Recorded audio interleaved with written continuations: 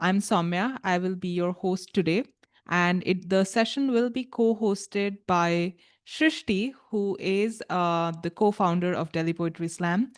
So I primarily handle, the publishing division and the programming division, and Sristy handles a lot of, the brainstorming work for our online activities.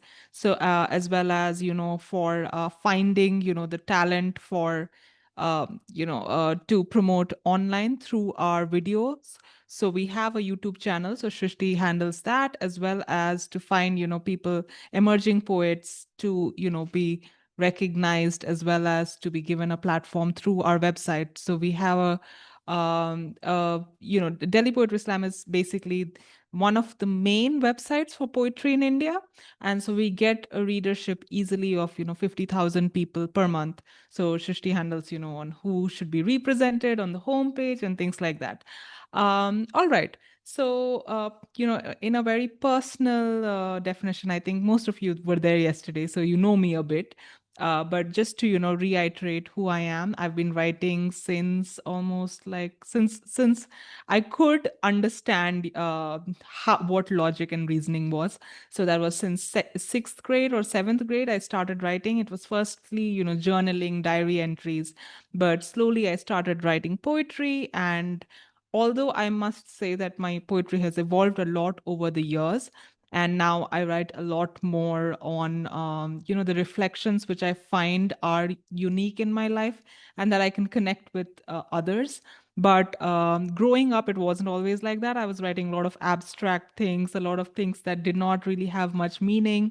But now I find myself in a place where I want to communicate more. So I'm very direct, I'm very straightforward with my writing. So that's where I am at my writing journey. And as the founder of Delhi Poetry Slam, I'm also in a space where spoken word poetry is very important to me. So I try writing, content for paper, but also for the stage. And I feel like, when you're on stage, when it's that spontaneous feeling of just being out there with your thoughts, with your vulnerabilities, and, in a room full of people, who are waiting to listen to you. And they want to know you in 3 minutes or 4 minutes or less. That is just a really, really beautiful feeling. It's a very powerful feeling when you can actually communicate with someone in such limited time. So yeah, that I love the thrill of it. I love the thrill of being on stage. And I do both page poetry as well as spoken word poetry. All right. So before we begin today's session, I think I would love to ask you a very simple question before we get started. So today's question is, if you could have a superpower, what would it be? So I think we can start with, okay, I can just answer the question myself. I would definitely love to be invisible because I sometimes love going into my own world. So I think that would be something that would definitely be my superpower. Um, Next, I think, Anvesha, if you'd like to answer that question. I think I would like having telekinesis because I would be able to grab things from around without having to get up. All right. Wonderful. And Parnika, what about you? Ma'am, for me, I think I wish to travel to maybe some other multiverse where I am there. Maybe, my other version is there to experience that life. All right. Wonderful. Bhavya. I would love to have the power of mind reading, to get to know what the other person is actually thinking, planning, what their true thoughts and reflections are. Wonderful. Krithika, what about you? I would like to write and not only write, achieve my goals without probably any obstructions that normally any girls would have. All right. All right. That's wonderful. I think That that's not the only with superpower. that's Yes. all. That's not only with respect to writing. Of course, writing is my personal choice. Yes. Apart in achieving my goals, right for my career or whatever it is, any wish of my own that should be achieved with no obstacles. Absolutely. I think that's the one superpower I think all of us would want to have, Yeah, exactly. to, have this magic wand and probably materialize everything that's on our mind. Thank you so much, Krithika. All right, Sonali, what about you? So I do a lot of macro photography. So Mhm. every time I'm clicking photographs of mushrooms, the first thing in my mind is I wish I was a tiny, tiny person who could just look at the world from the perspective, like from a very small perspective, because everything would look really big and detailed. Yeah. Absolutely. Yeah, I mean that's a different one. I didn't think of that as a superpower, but yes, it makes absolute sense. Sometimes I'm like, what would the house look like if it were my, dog's perspective? And I try imagining things so I can yeah, I get the point. Absolutely, a very different one and a very creative one to share. Thank you, Sonali. All right. What about you, Kadambari? So my superpower is that I want to erase this whole concept of judging every child on the basis of marks. Mm, Really, I think this is the one superpower we all need. So many years we have spent and learning, which I think today, when I look back at my school days and see, वो photosynthesis जो पढ़ा था वो काम कहाँ आ रहा है? Where is it being used? And I also will try to really thank Delhi Poetry Slam for actually, not judging poets on the way they write poetry, and for actually, you know, what you say, हुनर की सराहना करना.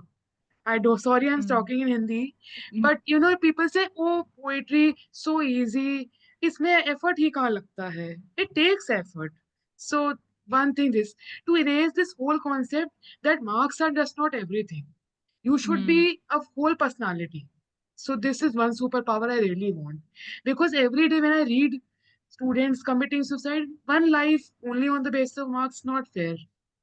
mm. So Absolutely. I think, Kadambari, you have spoken something that's so relevant to yeah, the Indian society. Also, in the sense that how standardized testing puts everyone on the same platform, and people just can't be judged like that. So marks and grades are really not the right way to fit people into boxes. Thank you for sharing that. thank you.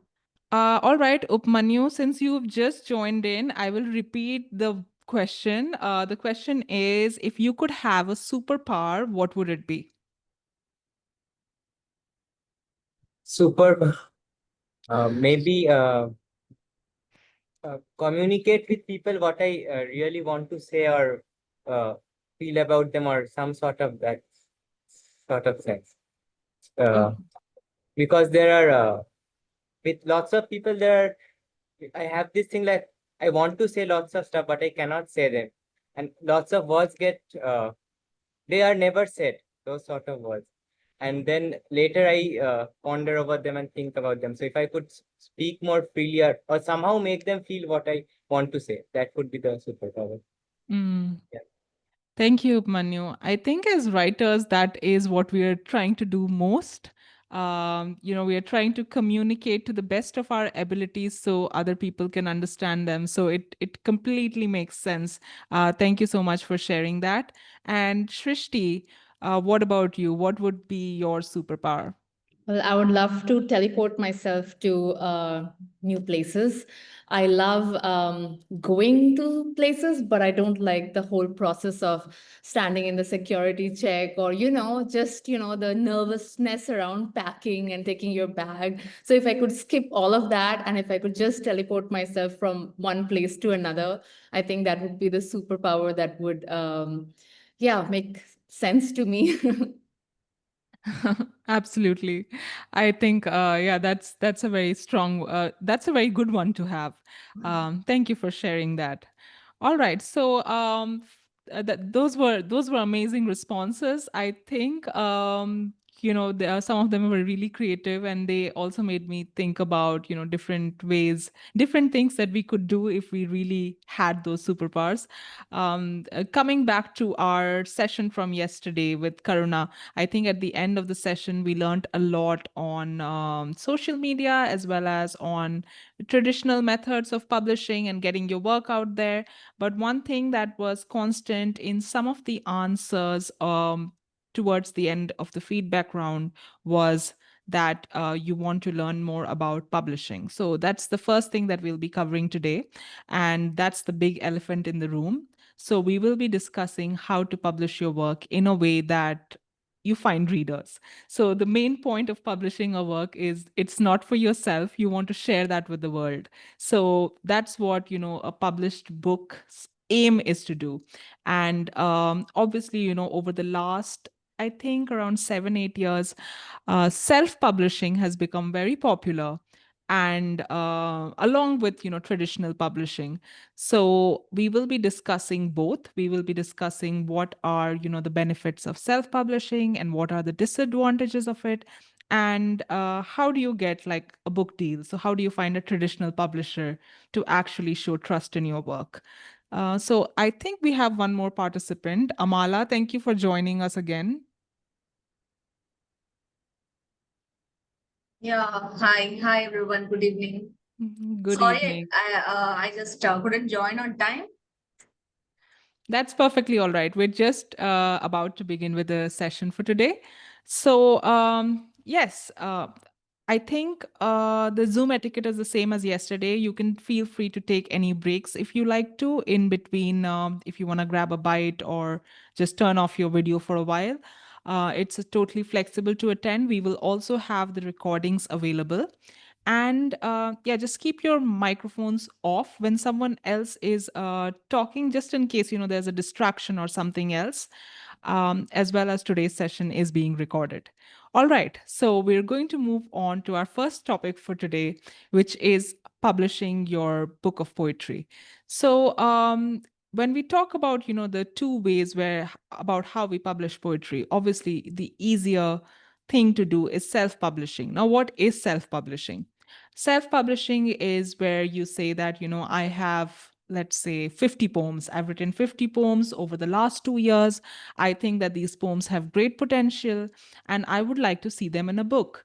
But I do not have the network or the knowledge, the know-how to find a traditional publisher. So if I were to go to a publisher like Penguin and tell them, hey, would you publish this manuscript?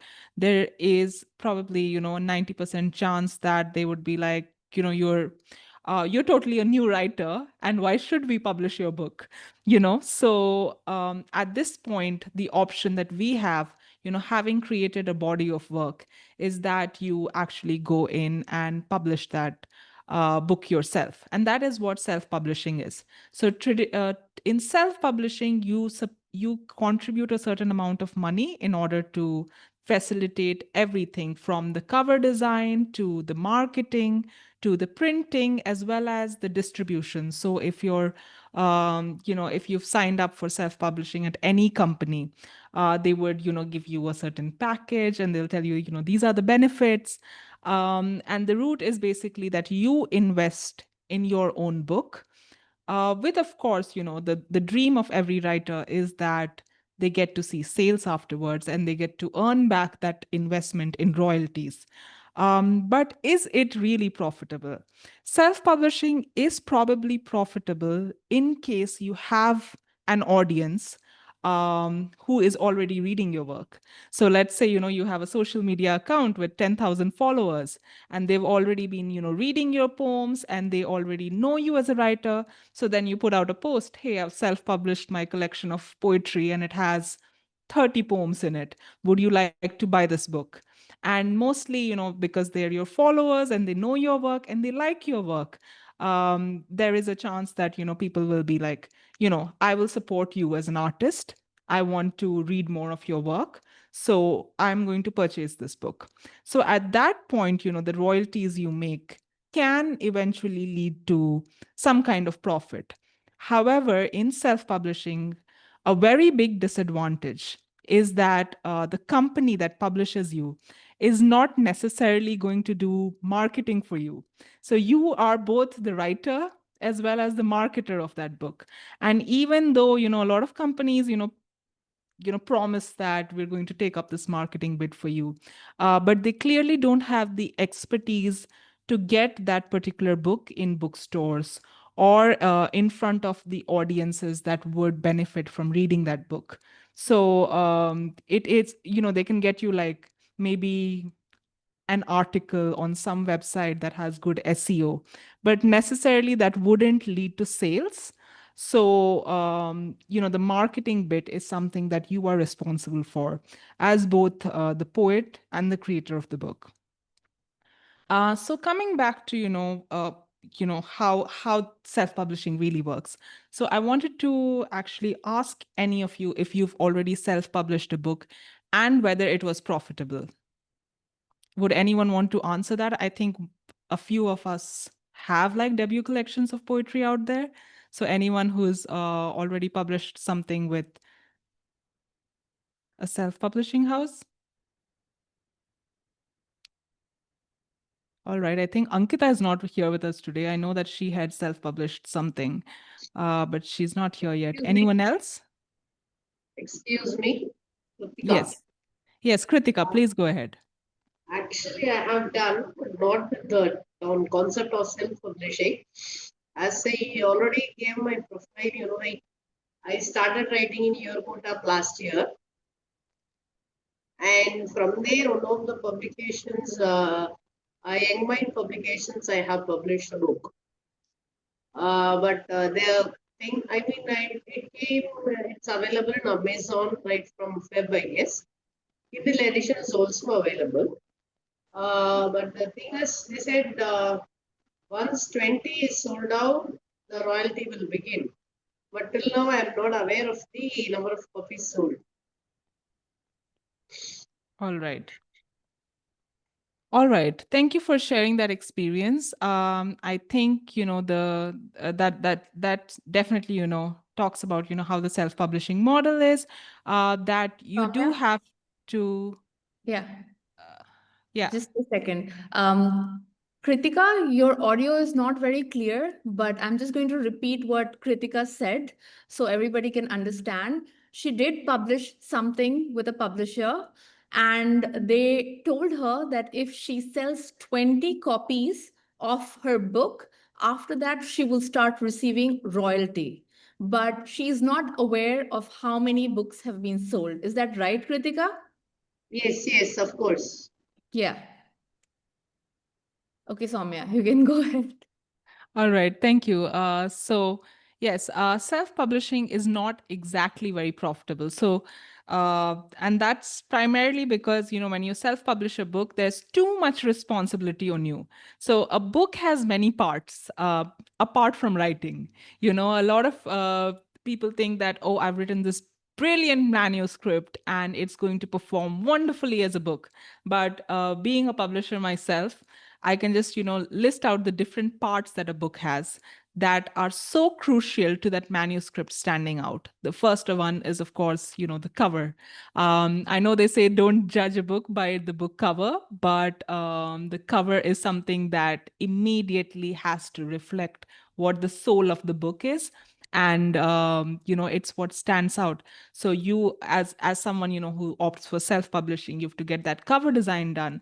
And sometimes, if you go to like so and so company and tell them, hey, publish this book for me and I'm going to pay you, so and so amount, they're just going to be like, okay, we're going to find a stock image online and that's just going to be the cover for your book.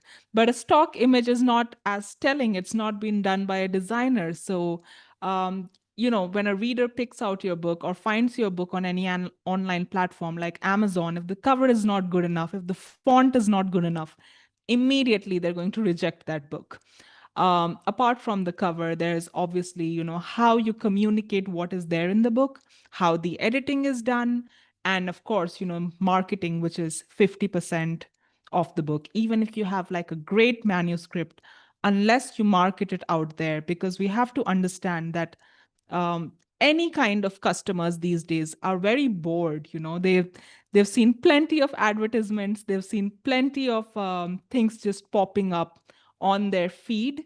So to capture their attention and to actually tell them that, hey, this book deserves your attention, you should be reading this book, is an immense marketing effort. And a traditional publisher like HarperCollins or Penguin or Random House, they have teams who handle each and every department. So clearly, it's every author's dream to have a traditional publisher if you don't want to handle all elements of the publishing yourself, as well as if you do not have an audience, if you don't have a social media audience of 10,000 followers or 20,000 followers who are ready to buy your book, and you invest in self publishing, there is a huge chance that you will not recoup that investment, that there won't be any return on it. So logically speaking, to find a traditional publisher is something that is the right thing to do.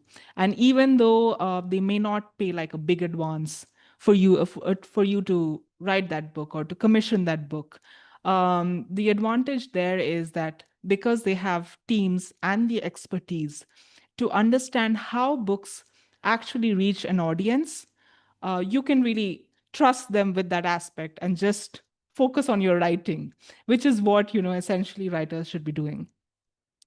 Now, how do you really approach a traditional publisher? It seems very easy. They have like these email IDs on their website, and they tell you to just send your manuscript to them. But more often than not, 95% or even 97% of manuscripts that they receive will be rejected. So, just cold calling through those methods is not really something that works, especially for new writers. So, in order to convince a publisher that you are worthy of being published, you need to convince them that your book has the potential to sell, because publishers are absolutely publishing books that will receive some kind of critical acclaim.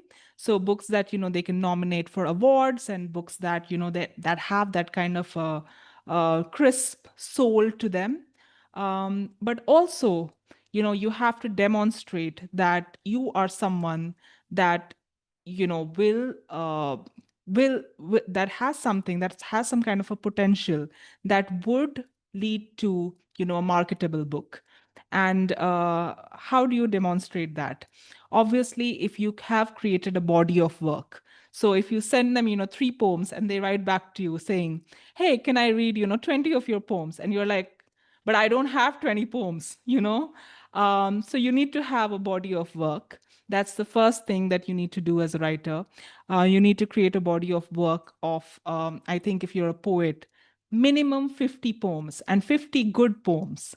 It's not just, things that probably you wrote like maybe 10 years ago. It's things that you really can vouch for at this day and age, that really speaks of your human experience, that has something that you've also tested and tried. So you've probably, gone to, some kind of poetry meetups at your school or university, or, your neighborhood, and people have told you that this particular poem resonated with them. So having a body of work is the first most important thing to do. The second thing that you need to do in order to, actually convince a publisher that your work should be published is have some kind of a demonstration of a following online. So I'm not talking about necessarily just platforms like Instagram or YouTube that are a bit hard to crack, but also places like Medium or Substack. If you have a certain number of followers, that demonstrates some kind of social proof that people are interested in reading your work. So it's important to have some kind of an online presence. Now, that is definitely, something, a medium that you find yourself most comfortable with, and we will be covering that a bit later. But you should be having this body of work in different formats. So different people prefer reading works in different ways. So for example, for someone like me, I would obviously want to read something that comes as a hard copy. I don't use Kindle. I don't, read a lot online. I prefer reading things that are on paper. So you need to probably, just find a local printer.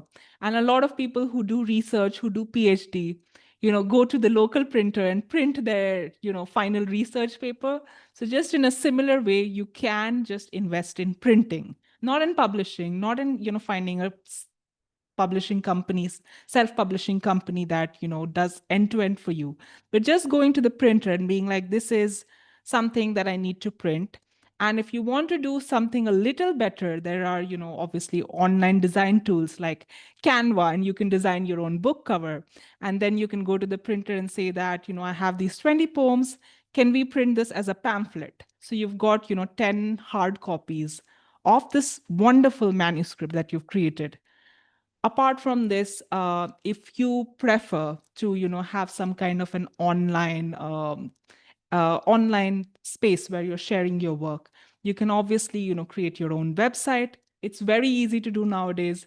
You can watch YouTube videos, you can create your own website, you can create your own audiobook, you can put that on Spotify or other platforms, you can create a Medium account. So it depends on what you're comfortable with, and how you want to get your art in the public. But it's very important that you demonstrate, some kind of a social proof if you're looking for, a traditional publisher to actually trust in you. And the reason, these two things are primarily important, even though, it should just be like, I've written this great manuscript and you need to onboard me. But I think they're really important because when they give you that deal, they're going to tell you, this is your deadline, this is what you need to produce. So at that point, if you have already the practice of writing for your following on Medium, or creating a body of work with 50 poems, so that's going to be much easier for you. Otherwise, if you're someone who writes sporadically, like once a month or once in 2 months, when the pressure of deadlines hit, you're going to find yourself really nervous navigating that. So I think I'd like to ask you if you have any questions, and then we can move on to the second part of today's workshop.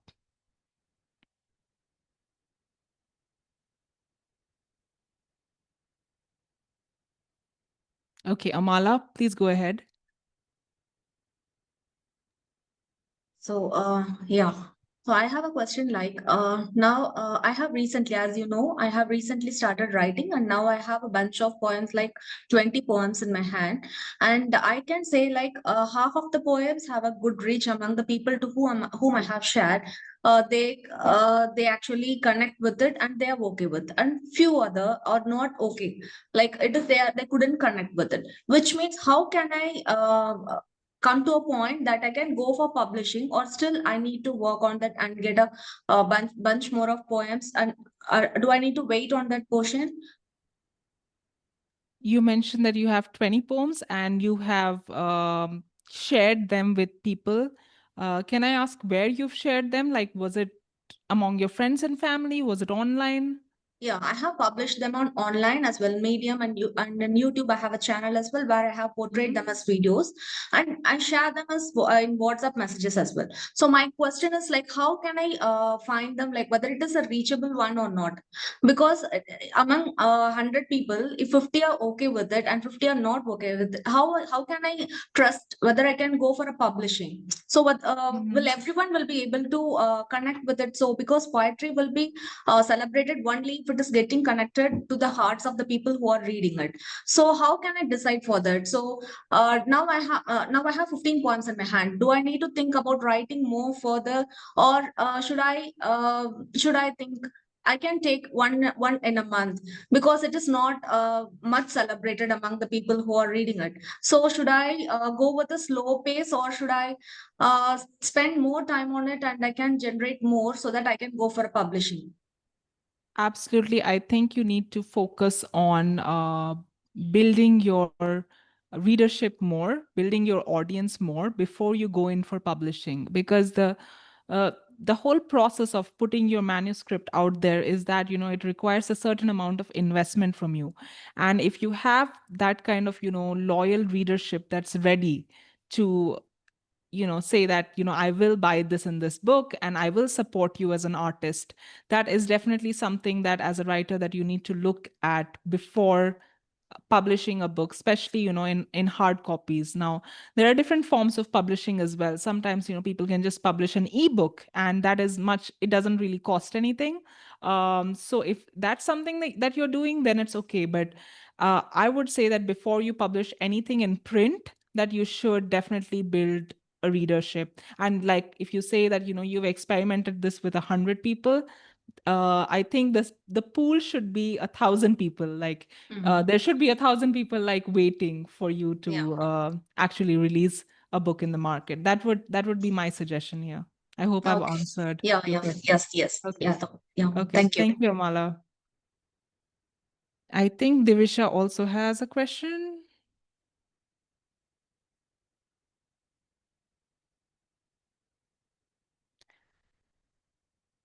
So Divisha, again, if you're publishing via Amazon KDP, that is definitely, something that you can go ahead with. And since no worries, that's okay that you're traveling. Since it is something that doesn't require, like I said, a huge investment, that is something that you can go ahead with. um, and that's also a valuable thing for you to have, like in case someone is interested in reading your work, so you can always share the link with them and tell them I have an ebook, so you can check it out. I think that's definitely something you should do in case you have those many poems ready. It's always good to have your work on different platforms. So Devisha mentioned that she's already on Medium and Instagram, so it doesn't really hurt to have an ebook on Amazon KDP. It's just one more place where people can find you, and it's one more place where you can find a reader. So as many platforms as you're willing to experiment with, that's definitely great. However, I think it also depends on where you're comfortable finding yourself. So you have to go with the place where you're most comfortable, and we'll be covering that a little more later. All right, Sonali, I think you have a question. Yeah, so my question is about, okay, so when I look at people who have been published traditionally in the form of books, or like a traditional form of publishing, I noticed that they come from a certain social and socio-cultural background. So like they have a particular accent when they speak in English, for example, and they have a particular sort of education. So they might have studied literature at university and done a couple of degrees. So I don't know about the rest of you, but I'm from an academic background, but my field is geography and environmental science and all of that. So I am making my way into this field. And what I notice is that you somehow need to know people in these publishing houses to maybe get published. Is that a thing? Do I need to find connections? Do I need to network and socialize, and find that way to get into it? Because the people, at least that I know, are published, they have connections, and their work is okay. I'm not saying that it's bad, but so could you like maybe expound on the importance of like how do I navigate this landscape when I'm from the outside? Right. I think, Sonali, you have a really interesting question, and Shrishti will also be covering more on networking and building a network later on in the second part of the workshop. But I'll just, take up your question very briefly. And I think, yes, because, what you're saying is that, there's a circle, and that's true. It's not false at all. Every industry has its circle. So the literary industry also has a circle of people who go to certain universities, and people who maybe come from already artistic families. Even that is an advantage. Like if your dad is a visual artist, and then you write a book, so clearly you have certain advantage there, because you already know the publishers. Your family already knows the publishers. You already know the exhibitors and the people who do that kind of PR. So, a circle is definitely something that exists in the literary industry, and it would be false to say that, it doesn't exist. There are so many residencies out there in the world. There are art institutions, who support writing, and there are universities who, a lot of professors who do, who also teach English, also write books of poetry and also get published by traditional publishing houses. But with the world, changing as much as it has in the last 10 years, a lot of, things don't just depend on networking, but they depend on other aspects as well. So if you have, let's say, a body of work that you can already show that it is being read by a certain number of readers online, so, the publisher has lesser reasons to say no to you, because after all, the publisher also wants to make a profit with a book. So there are different ways to get into that network, but definitely networking is definitely very important as well. If you're planning to get into the literary industry, there will be, a certain amount of networking and knowing the authors and the publishers and the editors that also comes into play. So we will be covering more on that a bit later. And I hope I've briefly answered your question. All right. Do we have any other questions? I think no. So we can move on. So Shrishti will be covering the next part of the workshop on how to use online platforms to generate readership, following, and also generate an income. So I will hand over to Shrishti now. Hi, everyone. So before we get started, I want to give you a background on me. So I have a film degree, and I was always interested in books. I was always interested in scripts. So eventually, after I completed my film school, I started making movies, and I was living in Canada. But there was a pull towards doing something in the literary world that that was so strong that I needed to get into it. Okay, I've always, since I was very young, been reading a lot of books. Get super excited about authors when I read about how J.K. Rowling was writing in a small room, and it was a horrible room. When somebody is writing in a small room and has a really difficult life circumstance, it is very easy to get demotivated. But in an interview, she said that in that room, she knew everything was going to change.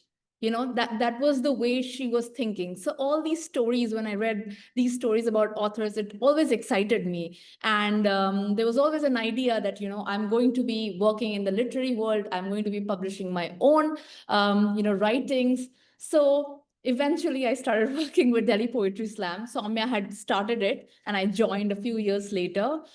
I wanted to bring my expertise in filmmaking into this organization, the filmmaking that I have learned. And I was like, how do I do that? I was like, okay, I know how to make videos, and this is a great time to use poetry and start making videos about it and putting it on YouTube. And back then, there was nothing like that. Nothing was happening of such a kind. Now you see a lot of poetry videos, I'm sure.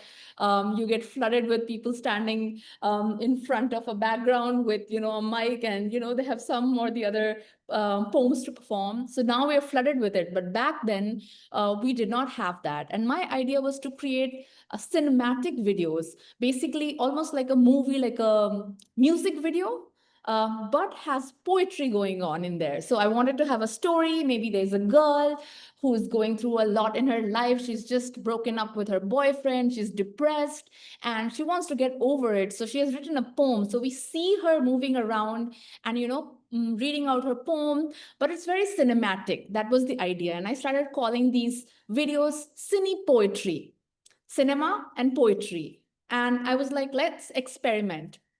In the very beginning, it was just something that came out of my mind. And I knew some filmmakers were doing it in France. So I was looking up to them for inspiration. When I posted it on YouTube, I did not get a very good response. And I was like, oh, I am a good filmmaker. I've gone to a proper film school. I have worked on big productions. I should be like doing very well on YouTube. This should be very easy for me. But I did not get the response I was hoping for. And I was a bit disappointed, but I did not want to give up because I'm the kind of person who says, do it yourself. I really believe you can do anything yourself. Traditional publishers are great, but what if they do not give you the hand? What will you do then? Will you keep crying that you don't have a traditional publisher? No, you're going to jump in and be like, you know what? I'm going to do everything to promote myself. And I'm going to be like Ruby Kaur. I'm going to be like Karuna. I'll do whatever it takes to promote my writing. And that is what a lot of writers are already doing. So you won't be the first one. You don't have to worry about the fact that, oh, I'm the only one doing it. No, there are so many writers doing it. And now you also know that we have Medium in India, and Medium is a platform that pays. I know a lot of you might be on it and not getting paid right now, but I'll talk more about how you can get paid there, how you can build following there. So coming back to my story about YouTube videos, I was like, I need to improve. I need to educate myself because there's nothing we can't learn. And I went to like a local bookstore and I started buying books on how to make a YouTube video. And back then, YouTube wasn't that complicated. And the books were also very simple. They said things like, you got to have a great title, something that excites people, something that people want to click. And you got to have some good content in there, right? So I started and have a good thumbnail. So YouTube used to be very simple back in 2013. Still, not everybody gets successful there. I was like, okay, I'm going to educate myself. Let me read these books. I sat down to read a lot of books, and I was also making videos at that time, a lot of different kinds of videos. I really wanted to do well on YouTube, because it was about my ego, that, hey, I'm a filmmaker. I know everything about movies, but I'm not able to get following or, likes or subscribers here. So let's do something, right? So I read up books and I started filming. Like I started auditioning poets. And back then it was hard to audition poets because we did not have a lot of spoken word poets in India. So we started hosting open mics and we used to say that if you write poetry, come and perform. So a lot of people used to come and perform their poetry, but the poetry used to be like, thou arts, this Bella, everything you read in school. They were just kind of like speaking in a language that's no longer relevant. So when you read it, you can still understand and be like, oh, that's a great poem by Shelley. But when you hear it, it's like, what the hell is this gibberish? What is this person speaking? Like, can't they speak real, normal human language? And that is where spoken word needs to be very conversational. It needs to be very simple because people are listening to you. You can only say that one time. They cannot reread it, so you have to be very direct and very easy to understand.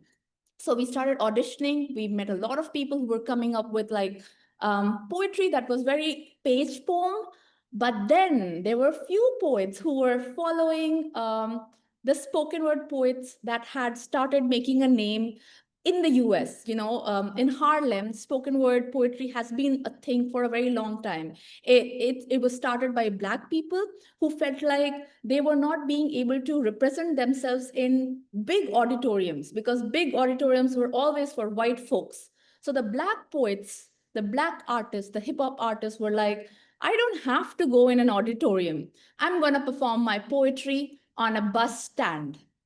I'm going to perform my poetry on the street, on the subway. They were like, I will perform anywhere. And that is how spoken word poetry started, right? They were like, why should I try to get into an auditorium when they're not taking me?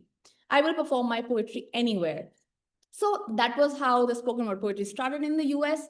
And Indian poets were now, because we started doing open mics, they started now looking up to these poets to see what kind of poetry are they performing. And slowly, Indian poets were learning the ways of spoken word. They were coming up on stage and they were performing poetry that people could understand. And in spoken word poetry, we do this. We don't want to disturb people by clapping, but every time someone says something cool, or something that you resonate with, you snap your fingers, right? So people started snapping, which meant there was an energy in the room. They were liking the poetry that was being performed. And I was waiting for a poem that I would feel, hit my soul. I was just waiting for a poem like that. And then it happened. There was a girl in front of me performing a poem that was so incredible. I obviously had my camera on, but I went back to her and I said that your poem is going to be viral on YouTube. So let me film it again because I'm not sure I filmed it right the first time, you know. So she was like, yeah, sure. I filmed it the second time. But the thing was, the first time when we filmed it, and because she performed it for the first time, the room and the energy was so high. The eventual performance that I did, you know, later was not anything close to the first performance, you know. And then I posted it on YouTube. And before I posted it, I called her to my house and I told her, you know, tomorrow you have to be very prepared because you're going to be on YouTube and you're going to get a lot of comments. You're going to get you might get a lot of hate. You might get a lot of hate. And this is something you all need to know. When you put yourself out there, you got to have thick skin. Amala said that, you know, there are people who resonate and then there are people who don't resonate. How do you know that those people who don't resonate aren't your haters? They might be your haters. They might be jealous, you know, that, oh, she's doing so well in writing. Maybe I can just pull her spirit down. So you don't know that, right? And you will encounter a lot of haters when you put your stuff online. You got to be ready for it, right? So I told her all of this. She did not take me seriously. But the next day, we had the first viral video of spoken word poetry in India. It was in one night, we had 500,000 views. And over the next 2 weeks, we had about 1.8 million views for a poem. This had never happened before in India. The poem is called Open Letter to Honey Singh. And Honey Singh used to be a very popular rapper during that time. And this girl wanted to write a poem about how he's such a misogynist. And why the hell are people listening to him? You know, he's horrible. So that's what she wrote about. You know, she was like, from a girl's perspective, I feel so disrespected. It was her real emotions, you know, and when she performed that poem, because she was so angry at Honey Singh, the rapper, I don't know if you all know this rapper, but super misogynistic, right? And people were like, wow, you know, she said something that we have all been thinking about, and that is poetry. The moment you say something that others have been thinking about, they're like, whoa, this person is the one that I want to follow. This person is the one I want to read. Okay. So this happened. She became a viral sensation. Because of that, she got interviewed on BBC.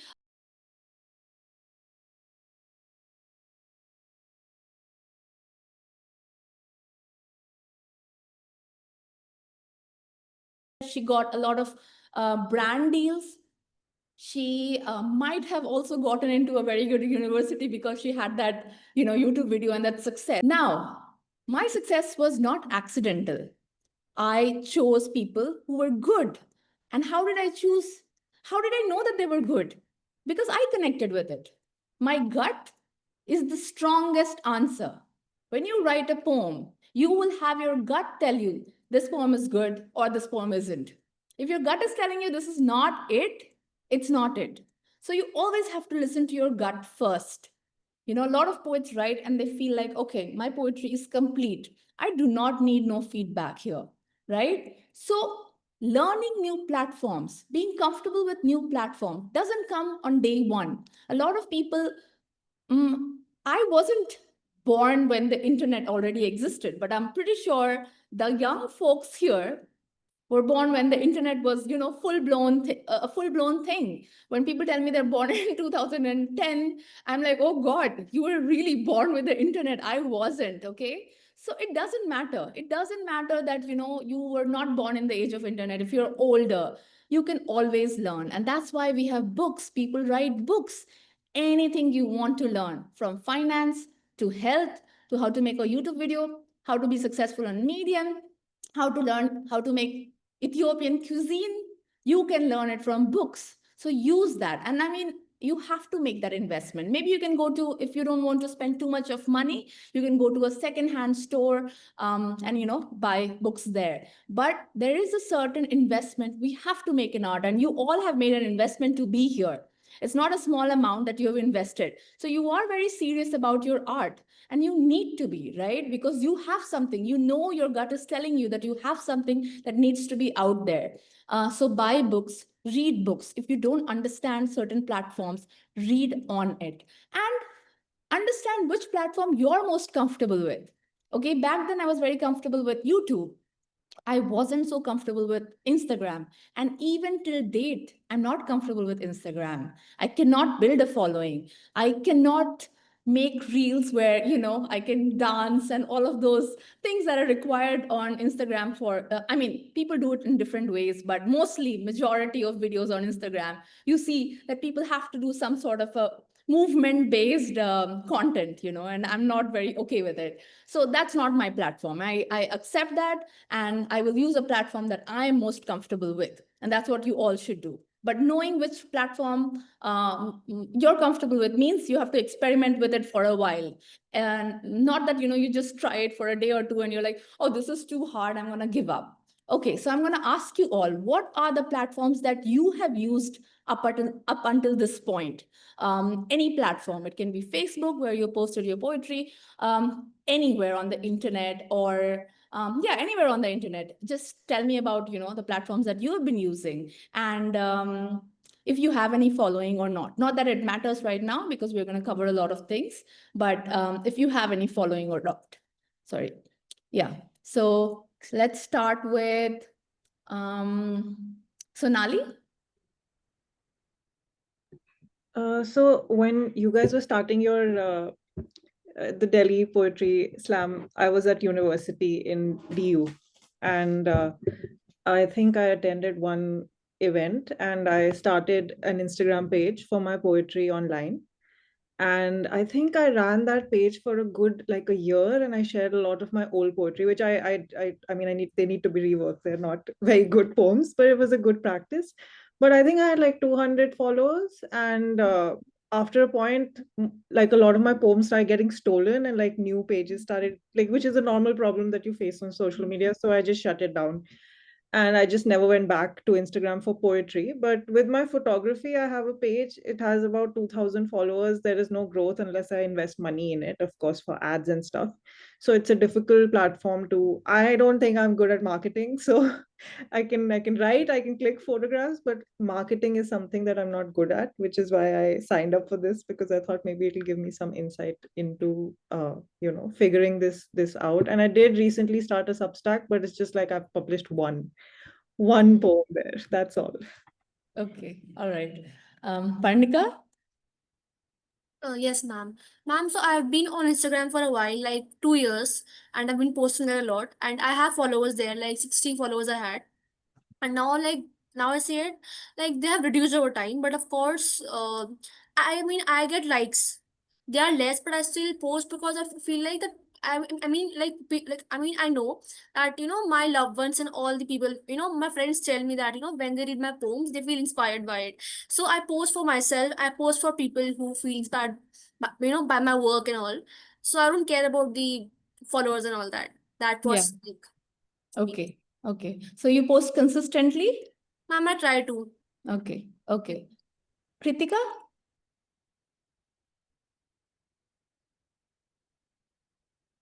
Krithika? Yeah, I'm here. Actually, I used to write on Nearport app.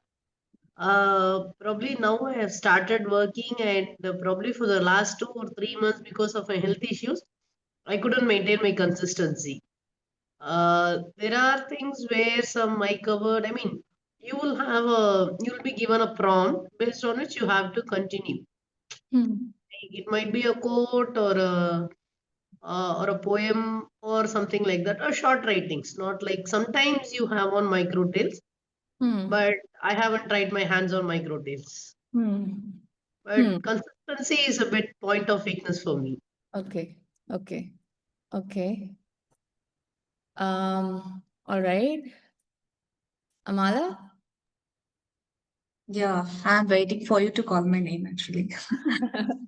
So yeah, I have once I started writing, I just found something. I just need to produce it to the audience. So interesting. So I just posted everything on YouTube as a video, and I put them as songs. And I have taken many video sources and collected them as a piece of video that would interest the audience. But to my disappointment, the views was gradually decreasing over time, and the likes were also gradually decreasing over time.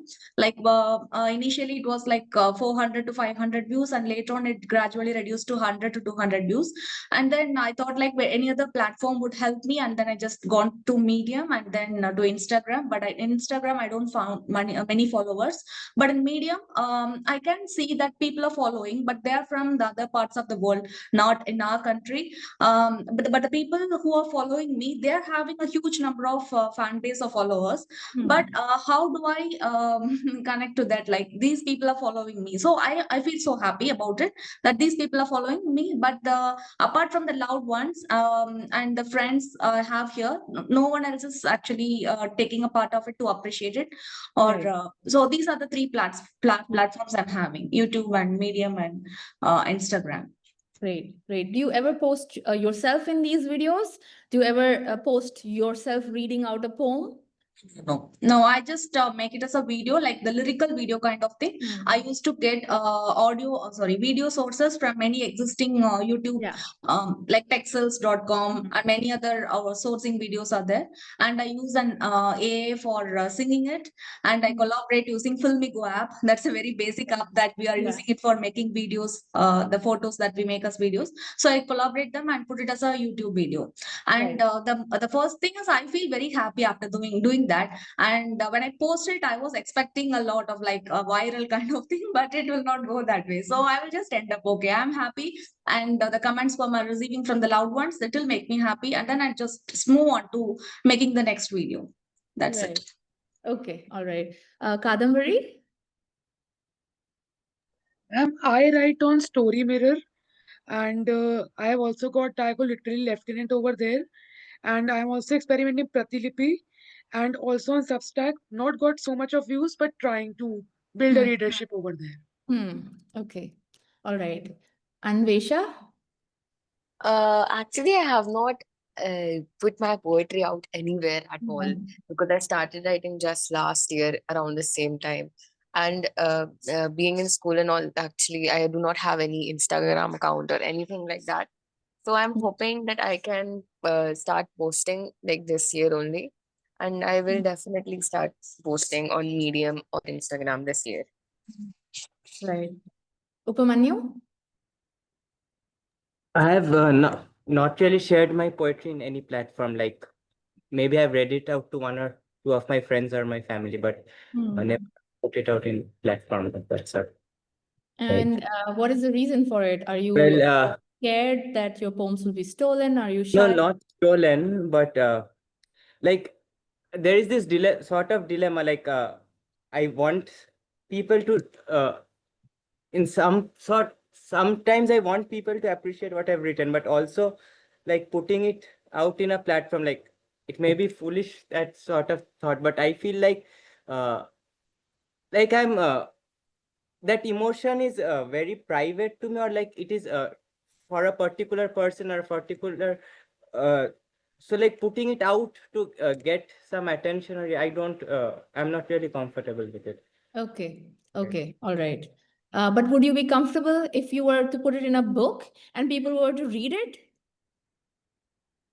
It's like I want them to read, but at the same sort, like a part of me tells like okay, this was the poem helped me to purge some of my feelings that hurted me during that time, or that were necessary.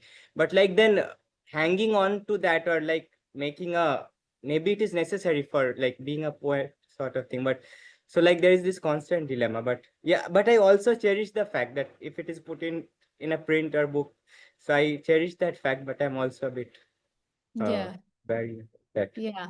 I think what you're dealing with is how to be vulnerable in front of people. And writers have to be very real and raw. Only then you will connect with an audience. If you're just lying about your experiences in your poetry is not going to hit it's not going to hit it. So you have to be very real. So that is why when someone who goes through a really say terrible divorce and they have written a poem about it from their experience, anybody who's had a failed marriage, they will be able to relate to it. And you don't need everybody to relate to your poetry. You need that niche, the person who has had the same experience. And once you start building those sort of like that kind of an audience, you will feel like, oh, I have a lot of comfort with these people because we share similar experiences. You're no longer going to be intimidated and scared. The reason you feel scared right now sharing your work is because you're like, okay, I can talk about the fact that you know I am a woman who does not want to get married. And when I share that online in my poetry, a lot of people are going to be like, why don't you want to get married? Everybody gets married. But then at the same time, there are so many women who no longer believe in getting married.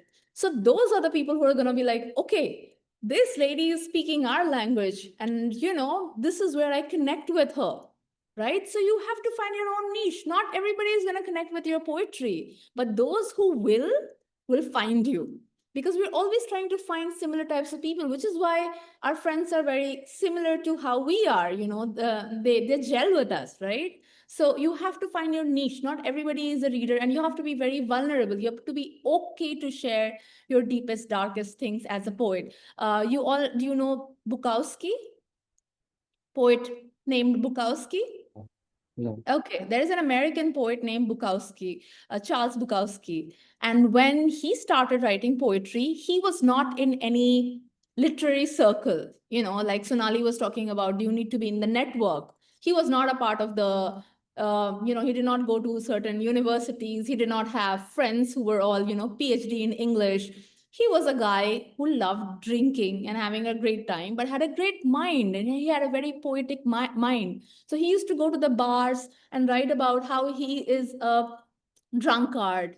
He's a no good type of a person, that he doesn't know how to treat women well in his life, and how he has driven away the most beautiful women from his life by being a total disaster. So he started writing his truth. And the truth was like, whoever read his poetry could tell that this guy is horrible. I don't want to be friends with this person. He's a drunk. He treats women so badly. Okay. He hangs out at bars and strip clubs, and he's not a nice person. Okay. But there were people who were like, but he's real. He doesn't want to sugarcoat his personality. He's not talking about how good a person he is. He's talking about his addiction. And addiction is not something you have so much control over. Addiction has control over you. So that realness was what people started liking, and they started reading his work, and he became a phenomena. He's one of the most popular American poets, and he did not write, in meters. Of course, he had a rhythm, because poetry needs a rhythm. It might not have those, the meters and, the forms, A, B, B, none of that. But it has to have a rhythm. When you read it, you got to feel a sense of a tune in your head. So basically, that was there in his poetry. His poetry was raw, and he became a sensation. His poetry books are sold the most in the world, even today. Okay, so we have to be very real. We have to be okay to be vulnerable. Divisha, did you already speak? No, I did not. Okay, Uh, please go ahead. Going on with it, I first started writing 4 years ago on Medium, and it was a great space for me, absolutely great space for me, because I was able to connect with like minded people over there. And over the past 2 years that I was writing on Medium, I gained around 300 followers, and it was a very niche audience who was responding very actively. So I Hmm. really liked that place. Although Hmm. then I started experimenting because I wanted to go a little towards the multimedia thing. Just like cine poetry for you, I was trying to go for some spoken poetry and doing so. I went on to Instagram for carousel posts, trying visual poetry, writing something and pairing it with a photograph, or doing something or the other like that. And over the past 2 years that I've been writing on Instagram, I am on a very stagnant growth over there. It's very low, but I'm somewhere around 200. And with the videos that I post, it's honest. I'm not sure. I think I should be celebrating it, but it's always 1K views, and it stops over there. It's not going ahead of that. And I'm just trying to. I have been experimenting a lot, so maybe it's responsible for my experimentation and not being so consistent with one format itself that I'm over here. But I'm thinking that there's something or the other there where I'm going wrong in how I'm communicating my thoughts over on Instagram, where it's going wrong. However, I do absolutely agree with Upamanyu on what he was saying, because I myself have a really big share with external validation and vulnerability. It's very difficult for me to be vulnerable on Instagram. So a lot of my truest, rawest poems have not been out there yet. And I hope that it's easier for me to publish them in a book, because it might seem pretentious, but at the same time, I really want if someone invests in my book and then realizes what the true raw potential it really has. But at the same time, there's a lot of external validation that plays into the role, because if you're not getting that view that you wish that you are, then sometimes you end up not being so consistent in the hard work that you're doing, and sometimes you just lose hope that maybe I'm not really inspiring all the people like I wanted to. Okay, Divisha, those are some great points. We have all been trying to do stuff on Instagram, but do you remember the time when you just had to post a picture there and that would go viral? And now there is a lot of gimmick you need to do on Instagram. So the platform has changed. And when there was just a picture, you could post your poem and people would read, which is why Rupi Kaur had her success, and a lot of other poets, Instagram poets, rose to fame because the format was very supportive of it. Okay, but now if you post a picture with your poem, it's not going to get views. You need to do so much more. You're seeing the other content creators doing crazy stuff. So the platform has evolved and people are putting everything. And if you're not the kind of person who can do that, like there are two poetry pages that I really like. One of them on Instagram is this girl who sits down and, with a typewriter. You might have seen her, and she asks people to share their experiences, and then she writes a poem about it.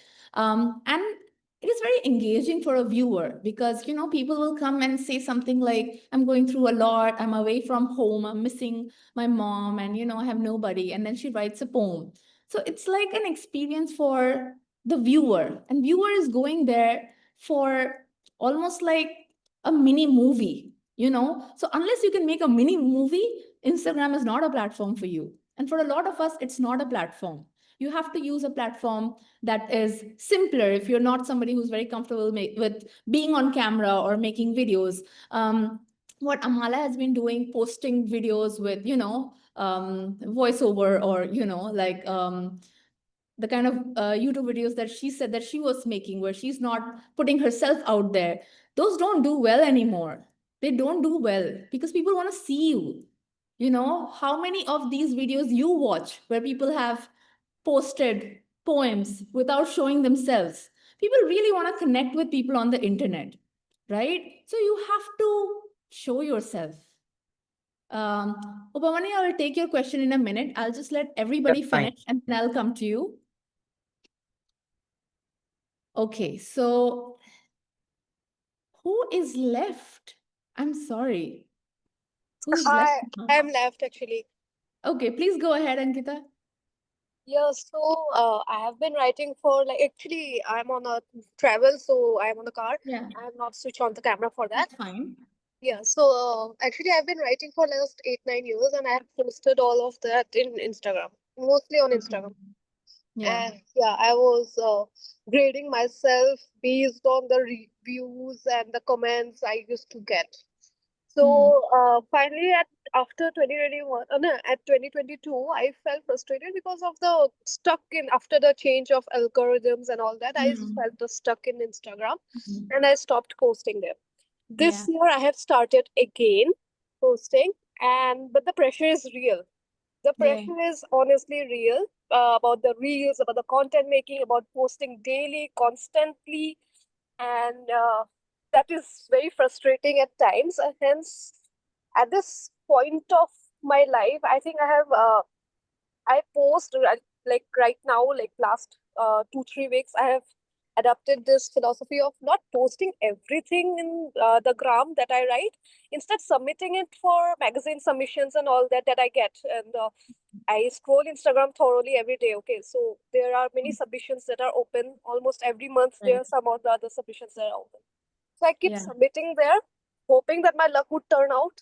And if something gets selected, I post it on Instagram. Okay, this then in that way that my poem also gets posted, and I can also Yeah. mention that it's got selected in this magazine. So Correct. that is my Yeah. thing right now. That's a great thing to do. Yeah. Yeah. Thank you for sharing, Ankita. Those of you who are shy, are just waiting for someone to pick up your book when it comes out. I just want to say that whenever you go to watch a movie, you first watch the trailer, right? Don't you? You need to know what the movie is about. So you have to give yourself out a little bit, even before your book is published. If you want to be so anonymous, it's going to be very hard, because eventually, when your book is out, you are going to be interviewed, and a lot of those other things will, the opportunities will open up. Maybe you will have to be on TV and stuff. So don't be afraid to put yourself out there. And the internet is a web. How do you get noticed there? A lot of people are saying, I'm not very good at marketing. The reason you think you're not good at marketing is because you don't understand what marketing is. Marketing is very simple. How many links, how big of a web can you create on the internet? The bigger web you have, like a spider, the more noticeable you're going to be. If you have your name is, for example, you publish yourself in a magazine, an online magazine, and you have yourself there, and then you have a YouTube video where you're talking about your poetry. You have few other places where you've been interviewed. Maybe you have also done a podcast with someone talking about your inspiration and why you write poetry. All of these are links you're building on the web. And that is marketing. Marketing is how many people can we reach? And we cannot reach a lot of people if we personally just go and, go to the market or, go to some place and be like, hey, read my poetry. But we can reach millions of people at the same time on the internet. That is the power of the internet, right? So making a web out there with your works spread in different places, it's very important for you to be seen. It's already like you're giving a demo to the people who are going to be picking up your book, right? There are writers that I have known in the stage when they were just writing and, coming up with their books. We did not know if the books were going to do very well or not. And then these people went on to win Hindu Prize, Sahitya Academy Award. For example, Eastereen Kair, she's a writer from Northeast, from Nagaland. And she writes a lot about the stories from Nagaland. She's also a jazz poet, which means she goes on stage, she performs her poetry, and there's a jazz band that plays music behind her. So she does a lot of different kinds of things. So she has a novel, and she won these awards, the Hindu Prize, and then she won Sahitya Academy Award. So we always have to start small. It always starts with 100 followers. It doesn't always start with, millions of followers. You will create a podcast and you will have 100 people listening to your podcast. That's where it grows. Don't tell yourself you're not good at marketing. You just need to be known in many places. Okay? So Yashish, you can go next. Oh, am I audible? Yes, you are. Yeah, I've never really published anything online or offline. I just write because I like writing. That's great. That is wonderful. Right. Do you want to be published in the future? I mean, I'm not really compelled to it right now. I mean, I joined this because it was an opportunity, right? Why wouldn't I take it? But Yeah. I'm not, at least right now, because I'm very young. I'm not really interested in getting my work published because there's a lot more to go. And what is it that pushes you to write? Um, I'm not really sure. I mean, it's usually at my emotional lows, but like Yeah. when when life really gives a hard blow, that's when I find myself writing. So Yeah, that's amazing. We do it for different reasons. We all have different reasons, and it's really good to know your reason. Sometimes you also evolve. Maybe you start with the idea that I just write for myself, and then one day you share it with a friend, and the friend says, "This has given me hope. Can you share more poems with me?" So our reasons also evolve over time. It's absolutely okay, whatever your reason is for writing, but you should have conviction in that reason. Did we go over everyone? Bhavya, have you answered? Not yet. Yeah, please go ahead. I haven't really published anything online as of yet, and I used to think about starting a YouTube channel to post my poetry, but then I wasn't really aware of how to begin with it, and I was also a little hesitant at the beginning. Hmm. Hmm. Okay. So, okay. So you have all tried platforms, different platforms. And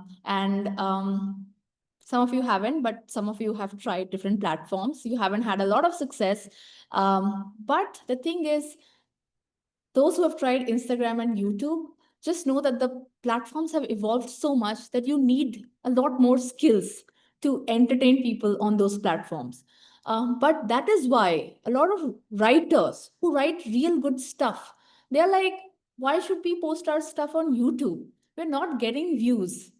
Why can't we just have a platform where we write our stuff and people come and read? Which is why Medium was created. And Medium was also created because the founders said that we don't want AI stuff. We want real human writing. That is the whole core foundation of Medium. So it's a new platform.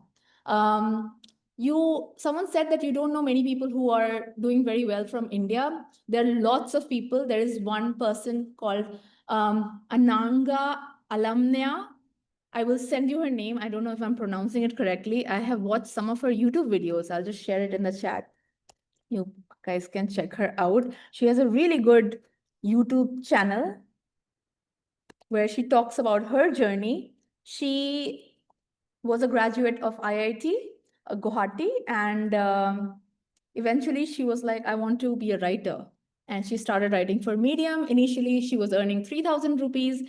And now she shares that consistently having written for over 2-3 years now, she's able to make about $1,500 to $2,000 a month. So now she doesn't do anything else. She, of course, goes for when she's invited for these, they invite writers to come and speak at universities and schools. So she goes for those kind of engagements. But now she's a full-time writer. So you can follow her.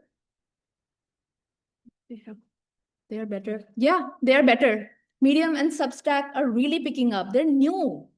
Whenever anybody is new on a platform, in the early stage, you have an advantage.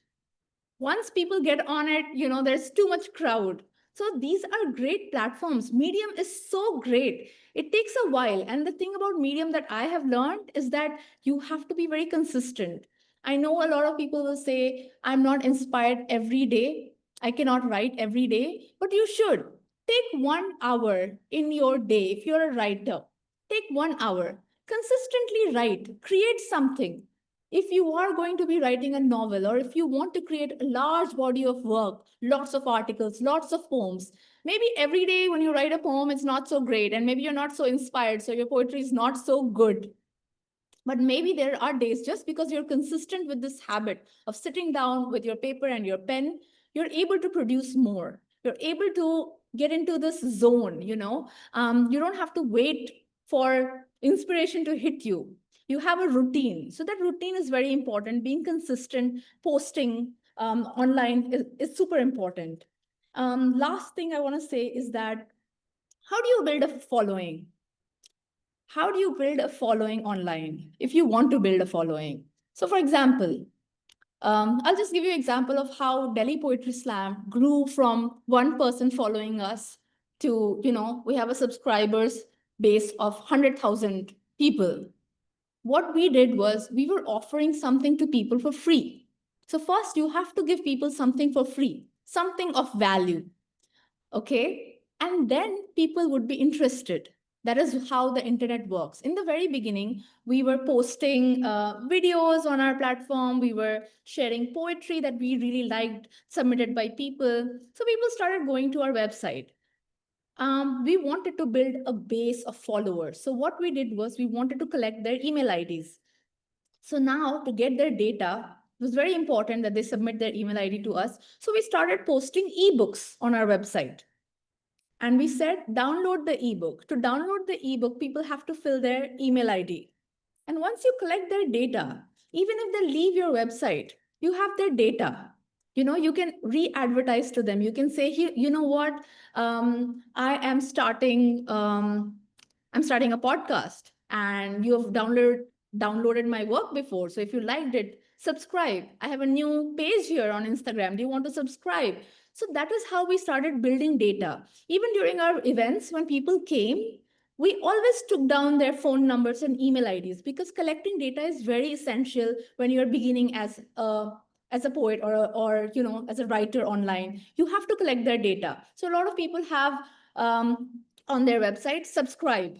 People go there, put their email ID, they subscribe, and then you're building a subscribers list. Now you have your ebook, you're selling it only for 99 rupees. Ebook, online book that you've just like made it on canvas. You write to all your subscribers and say very nicely in a newsletter, dear subscriber, I know that you love poetry and I have a new ebook out. Would you like to purchase? It's 99 rupees, but because you're one of my first subscribers, I'm willing to give it out for 50 rupees. And people are like, okay, that's a good deal. That's how you start building your following. So that is how you do it if you want to do it from a website. If you want to do it on social media, start with Medium, post consistently. You can earn on Medium. You have to invest also, because it's all about, I support this writer supports me. That is the whole philosophy on Medium. So when you purchase the $20 subscription, yearly subscription, I think it's a yearly subscription, but I'll have to reconfirm. There's a $50 as well as a $20 one.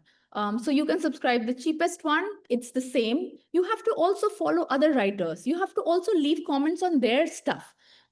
Writers support each other all the time, so you support them and they support you back.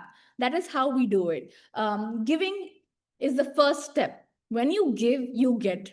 This is what I've learned. The more you give, the more you get, right? So don't be afraid to be like, okay, why should I support another writer? Because we're trying to create a community here. Okay, so these are the few things. Data, investing is important. So investing in a domain, on a website, on a newsletter software, that can send out your emails to multiple people. Investing is important. Investing in buying books so you can educate yourself. All artists have to invest. If you're an artist who paints, you need to buy a Canva, you need to buy paint, you need to put your exhibition out. So investment is a part of anything that artists do. I know we just need our pen and paper, but there are other investments in form of learning, in form of, putting your content out there. If you join Medium, you're going to be paying a subscription. So things like that. I mean, you can post there for free, but also if you get the subscription, you're going to be commenting on other writers and seeing what the premium writers are posting, and you're going to learn a lot from them. I guess this is about it. I would say there is always a time when certain platforms surge. That time for Instagram and writers is over, unless you're willing to experiment. Like I said, there's a lady who sits with a typewriter. If you're willing to be on a video, create engaging content like that, you may do well. But if you're still following the old Instagram format, Instagram is not for you. Move on to newer platforms that are less distracting. Medium is less distracting now, because it's not full of advertisements, it's not full of videos and all of that. You go there and you read. People are going there simply with the mission to read. Okay, so get on these platforms. It's new in India, so you have that first movers advantage. And last but not the least, networking. So how do we know Karuna? How do we know Karuna? We networked. How? She was there for a book signing. We went there, we talked to her. We told her, hey, we've been reading your work, we're a fan of yours. That's how we connected with her. And now we invited her to be a part of our workshop, and she was happy to do it, right? There was a time American Embassy School invited a very famous Canadian poet to come to India and teach young poets how to perform spoken word poetry. He was of the Caribbean descent, a Black poet, so he was really amazing. We went there, we watched the entire show, and after the show, we begged him to come with us for dinner. And we were sure he's going to be like, I don't know you. I'm in a foreign country. I don't trust you. You're not a part of the school. Why are you even here? Are you my stalker? But he said, hey, wait, I'll change and I'll come back. And we waited for that 1 hour that we waited outside. We were like, he's surely not going to come. And he came. And then we established a network with him, a friendship with him. Network is not a professional relationship. It's a personal relationship. You have to give. So we invited him for dinner. We wanted to know him. We talked with him. We shared a little bit about us and how we are also artists and how we're doing this in India. He shared a bit about his life.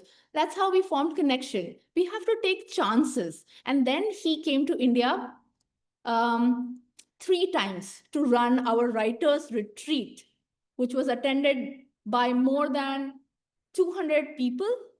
One of the retreats had 60 people, 30 people had come in the younger batch, under 18, and 30 people had come in the older batch, which was over 18. So this guy became a phenomena. There is an article about him in the newspaper, Jamal Dhamal. His name is Jamal Dhamal. Those who don't understand Hindi, Dhamal means blast, So he was so popular, people were interviewing him. He was being featured in India. So this is what happens when you try to make network. Network doesn't mean that you have to know people already. They can be strangers, but you can learn to know them. How do we know Eastrin Kair? We just met her in when she was launching one of her books in Shahpur Jat. It's a place in New Delhi, where her publisher is based, and they were hosting an event. We went there. We attended the event. We got to know her. We connected with her online. We told her a little bit about ourselves. And then we invited her to do a show at Korean Embassy with us. And she came. So it's all about taking a chance. A lot of times we get rejected. We get rejected a lot. I wrote to Shashi Tharoor to host a workshop, never got a response. Okay. I wrote to Chetan Bhagat. I was also offering good amount of money to host the workshop. Never got a reply. I was not that important to him. But there will be people that will reply. There will be people who will engage with you. And those are your tribe. With anyone in the world, you can build anything. So you just have to find your tribe, right? Network is not about knowing everyone. It's about knowing people that you connect with, right? So go to these places, connect with these writers, tell them a little bit about yourself. Have a small chapbook of 10 poems that you have just printed. As Saumya said, you can just print it yourself. Go give it to the writer. And Karuna said, don't waste people's time. So don't write like silly poems and give it to them. Write serious stuff that you really want someone to read, right? And then you offer that to them. So that is how you build network, right? Network is just friendship. It's nothing like professional. It's just friendship. You build friendship with people. Okay. So I think that is all from my side. Do you guys have any questions?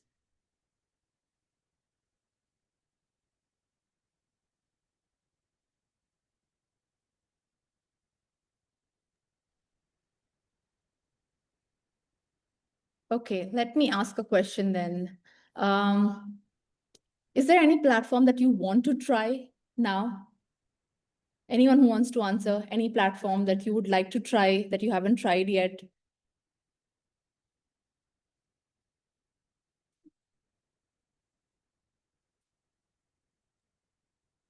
I think Anvesha wants to answer. I think now today I found out about Medium. I was not aware. So I will start posting there. Yeah. Yeah, that's a good idea. Divisha, your question is very appropriate. You cannot go to these professional networking events, and emailing will mostly get lost. But if you write a brilliant email, if you're a very good writer, like Saumya is, she writes a lot of emails to people and they reply. She wrote an email to some person who had won a Nobel Prize in physics, and he was also a poet, and he responded to her. So cold calling is a great way. You may not have success with everyone you write to, but some people will be impressed with your writing. If you write a very good email, why would they not respond? So try it. That is what, there's a word for it. It's called cold calling. Cold calling is writing emails to people you don't know and hoping they reply to you and they connect with you. Okay, so you can do that, Divisha. Any other questions?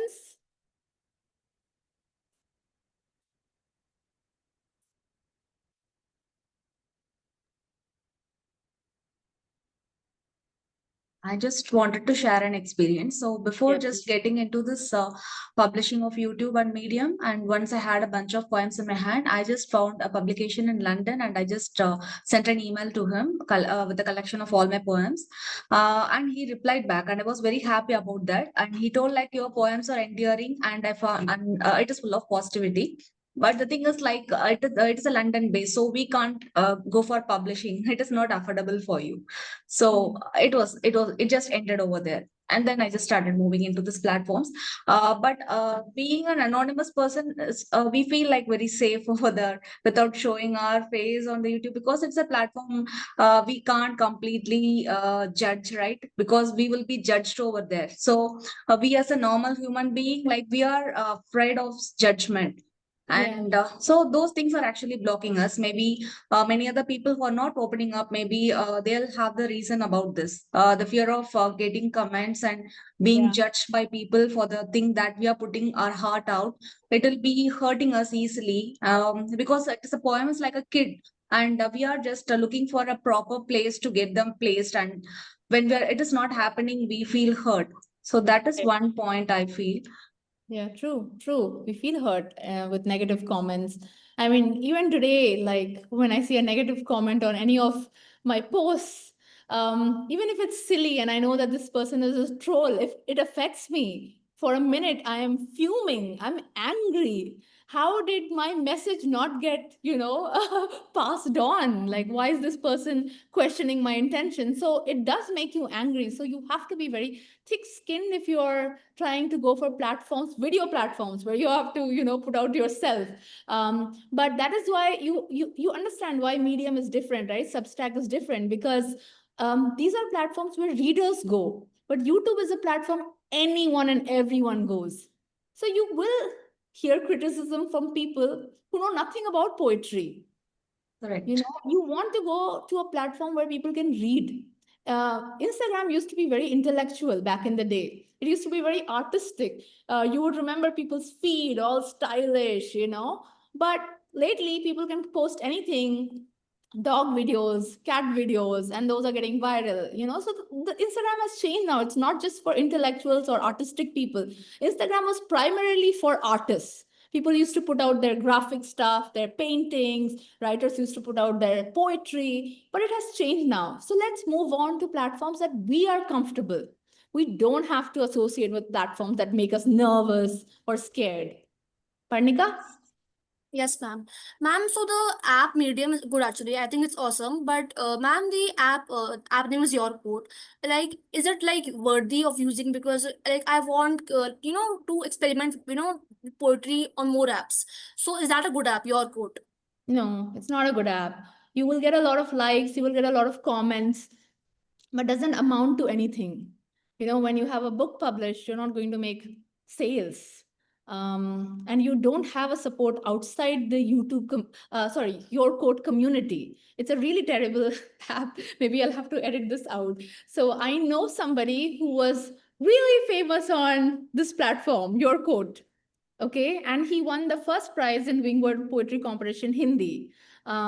And we posted his videos and interviews and stuff on YouTube, and we were hoping that he had enough followers there that would also resonate and like, share. And just the way he was saying, I get hundreds of comments there, hundreds. We felt like those supporters will also come out of that platform to support him when his real work is getting out there, but there was no support. So that app is very closed. You will get a lot of comments. You can go there for feedback, but it's not a platform that can take you professionally anywhere. Okay. Anyone else has a question?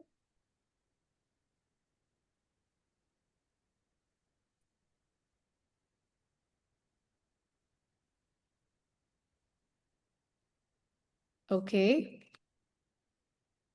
So I will see if I have anything else to share here. If I don't, Saumya will take over now. Yes, I do have something to share. There's a writer, there's an author, okay? And this will fascinate you all a lot. His name is Seth Godin. He's a rare writer because he believes that he does not have to be on social media to be famous. And he is one of the most famous writers today. All he did was created a website and decided he was going to post one article every day. That article does not have to be a big article. He sometimes posts just a thought. It's one paragraph or few lines, but he posts every single day. Over the years, this guy was able to post so many blogs on the internet that he started getting known, and he became one of the top bloggers because, like I said, it's like a web.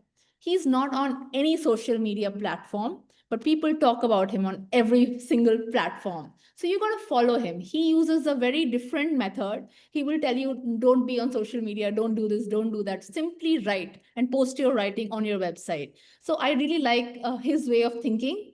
And for those who are not comfortable with making videos and things like that, you can read his work. A lot of podcasts are free on Spotify. You can listen to him, and he gives some great advice on, getting a follower. Yeah, he's one of the most read bloggers and authors without being on social media. Just like Karuna was saying that, there are lots of authors who are not on social media platforms. So he's one of them. And he promotes the fact that you don't have to be everywhere. And you can read him, you can check him out. So Saumya, would you like to take over from here? Sure, thank you. Thank you so much, Srishti. I think the two things that I have taken away from your session has firstly been how to write consistently. And I think one of the most important things as a poet, as a writer, is to have a body of work, because when you write, you're going to write 80% garbage and 20% great stuff. So you need to let that happen, and the writing process itself reveals many things to you. It reveals, what is your writing style, what are some of the themes that you really enjoy exploring. And sometimes it also is a very spiritual process, because when you're writing, you're also talking with your unconscious mind. So things that you did not really know, things that you weren't really aware about, they come they come on the page, like from where we really don't know what the source is. But there are new revelations, and there are new things always to be found out when writing poetry or any other form for that matter. So writing consistently was one thing that I took away. The other thing is the willpower to create a web. When we talk about readership, and especially in a world that is online as well as that we live in physically, I think the potential of the online world is, even though it is a massive space with a lot of competition, there are just as many people there. So if you create a web, there is this stumble upon effect that you're published in so and so magazine, and people can find you there, or you have a YouTube channel and you've put out these videos and people can find you there. So that findability is something that is equally important when you're sharing your work online, while you're building a readership online.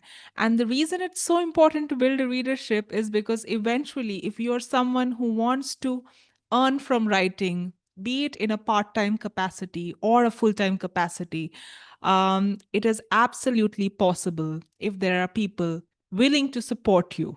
So we want to build a readership, not just in so that someone reads our work and feels satisfied reading it, but it has a long term effect in the way, in the choices that you can make in your life. Imagine if you could just, like, if you can write for a living, that's the dream, right? That's just one of the magnificent things that can happen to people when they are supported by their readers. All right, so moving on, I wanted to cover, how do you write for these new age social media platforms like Medium and Substack, and how do you write for the web in general? So I've been reading a lot of your writing.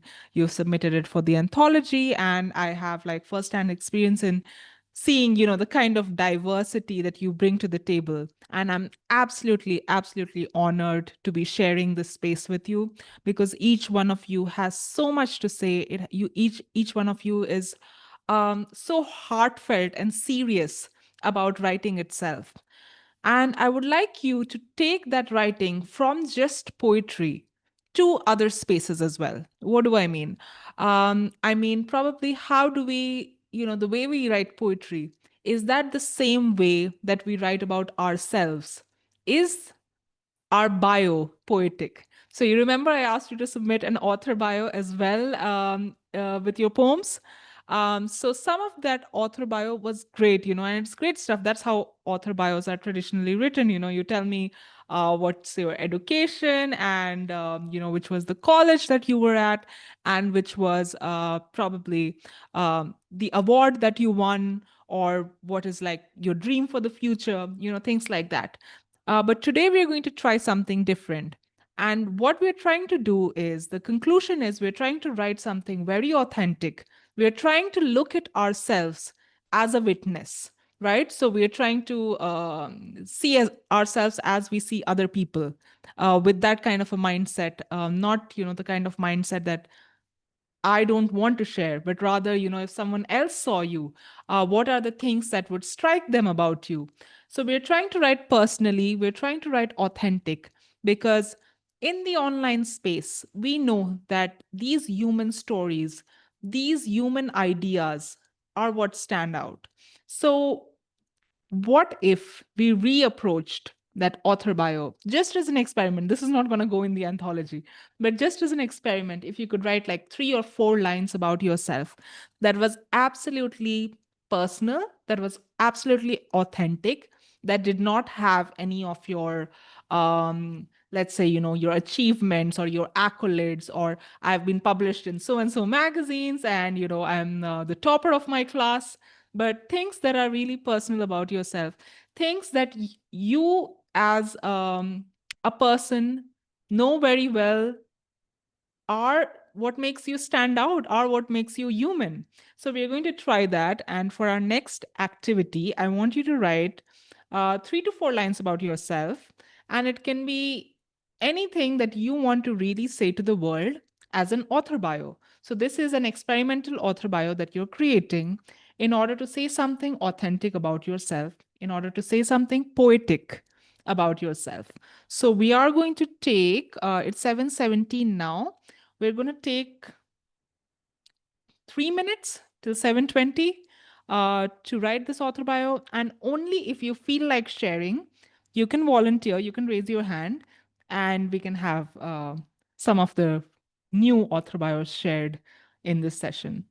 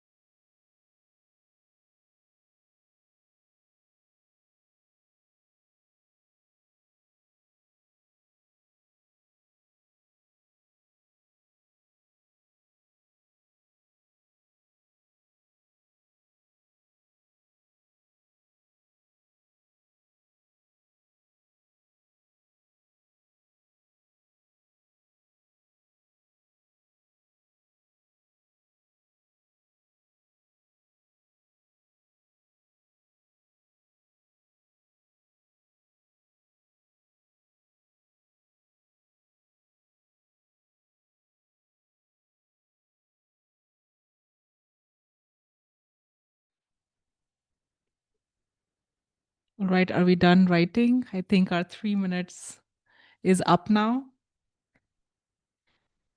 All right. Kadambari has already shared her bio in the comment section, but if ideally, if you want to, say your bio on camera to everyone here, that would be the best way to do it. If you don't feel very comfortable doing that, you don't need to raise your hand. You can leave it in the comment section, or you can not share it at all.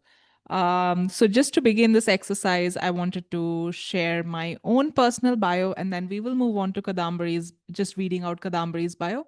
And you can raise your hand also if you want to share. So here's my bio. I'm Saumya. I think that being Gemini is a blessing and a curse. The twin sign causes me to be both creative and destructive, and I'm always drifting between extremes. Other than that, I prefer the company of dogs to humans. All right, so that was my short bio.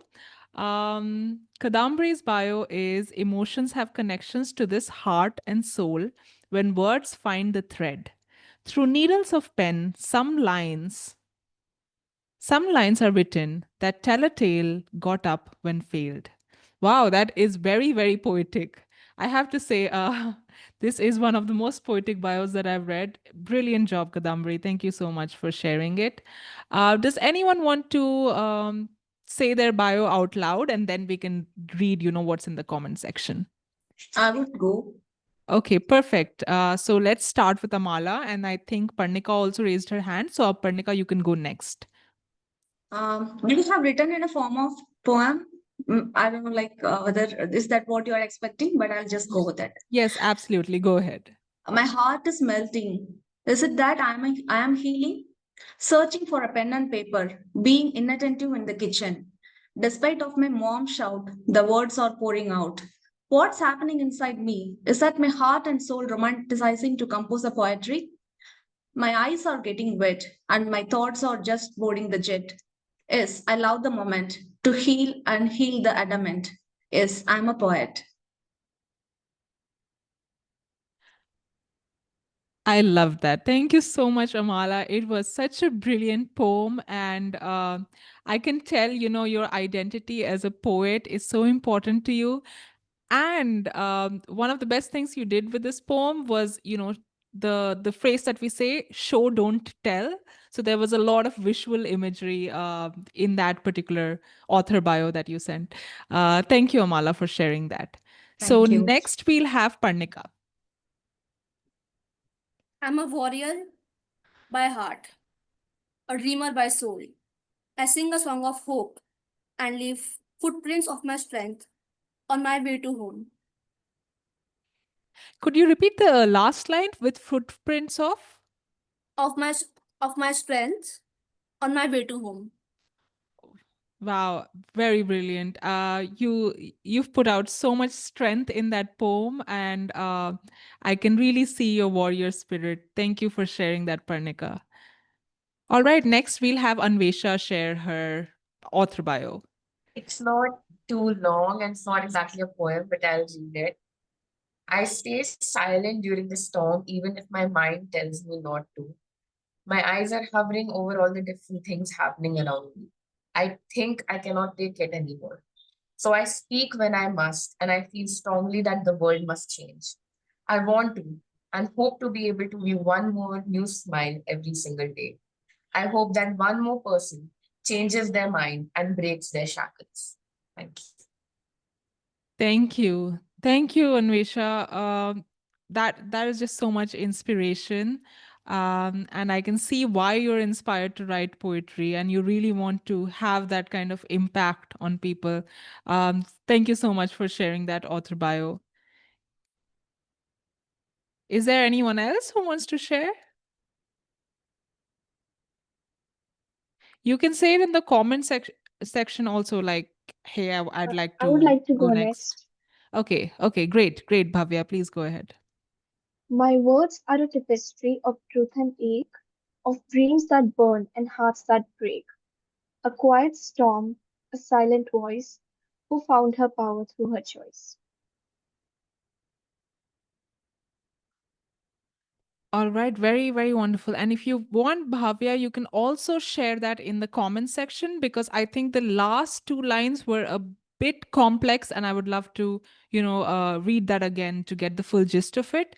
But yeah, very, very beautifully written, very moving. And thank you for sharing that.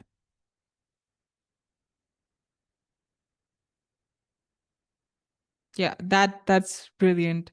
I mean, a quiet storm, I think, is the most dangerous one. So, yeah, very, very powerful writing. Thank you. Anyone else who would like to share today? Their personal poetic author bio.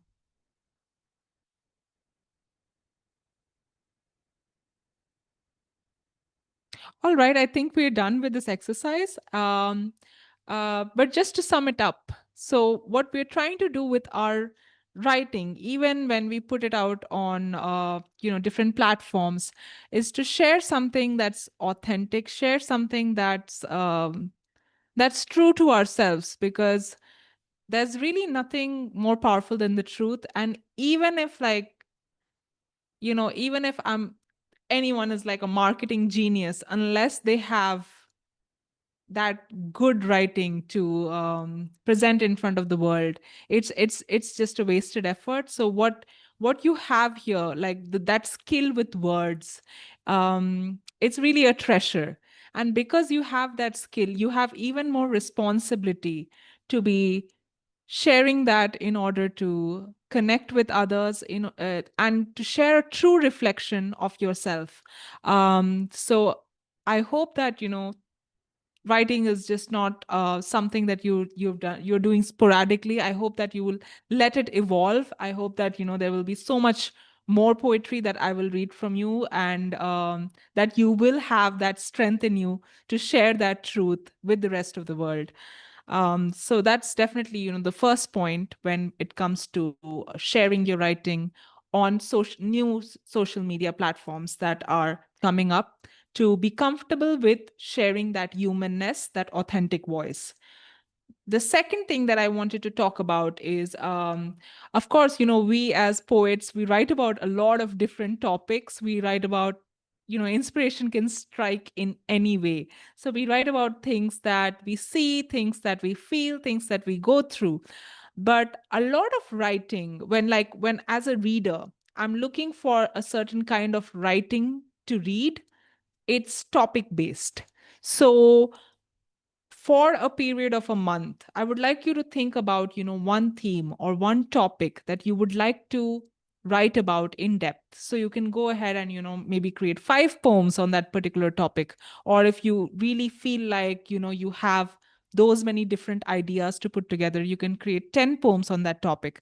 Because when we create, our portfolio on a social media platform like Medium, it is topic based. There are certain kind of readers who will drift to you because you're writing on a certain topic that they want to read about. So for example, if I'm a teenager, and I am there are so many new emotions I'm feeling, there is a new identity I'm carving out, I would love to read something from a teenager who's going through the same thing, who's no more a child, who's transitioning into an adult, and who's going through finding their own place in the world. So I would go on Medium and look up other teenage writers. Or if I'm someone who is interested in gardening and taking care of plants, I would try and find writing that is specific to that. So it becomes quite important to think about what is the topic that you're writing about, and to structure your work for that clarity and to have that impact. So I just wanted to, quickly ask a question before we move on to, the third and last point, and then we can have some poetry readings. But yeah, I just wanted to ask you, is there one particular theme or a topic that you enjoy writing about? And anyone who wants to answer can go ahead and talk about a topic that you feel like, you've written a lot about, or something that you would like to write more on. I'll go. So I have recently I have read written 3 poems about deforestation. which is causing a major impact on the globe. So I just wanted to convey to the people or the readers that the nature is giving us more, but we are completely destroying it and taking our and we are owning it in a different way. So I just wanted to write on that, and I have written as 3 different poems. One as a the jungle is getting, I think it is a mother's lap ignored, which is a theme park, the construction of the theme park, which is actually a forest is being destroyed and the construction of the theme park over there. And the other one is about the clouds. The clouds are yesterday I have read about that. The clouds are actually pouring, but we are not having a proper storage for that sacred offering. So I just wanted to, because I am in Chennai and every year we are facing that flood. So I just wanted to write on that, and I ended up with that. And one more thing, I'm not getting that what I have written. One more. These 2 things are the things coming to my mind. So I'm just writing on this deforestation. Yeah. Right. That's wonderful, Amala. And I think eco poetry or, environmental poetry is actually a stream, it's a field.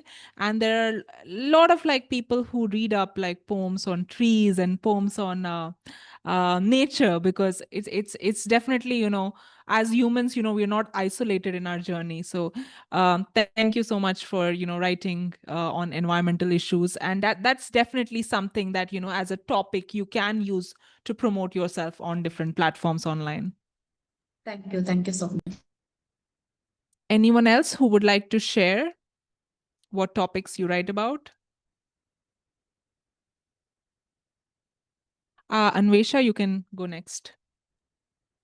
I like to write about gender equality, and also about, like, sometimes I like to write about love and war, like like how war changes the way, like, changes families and all.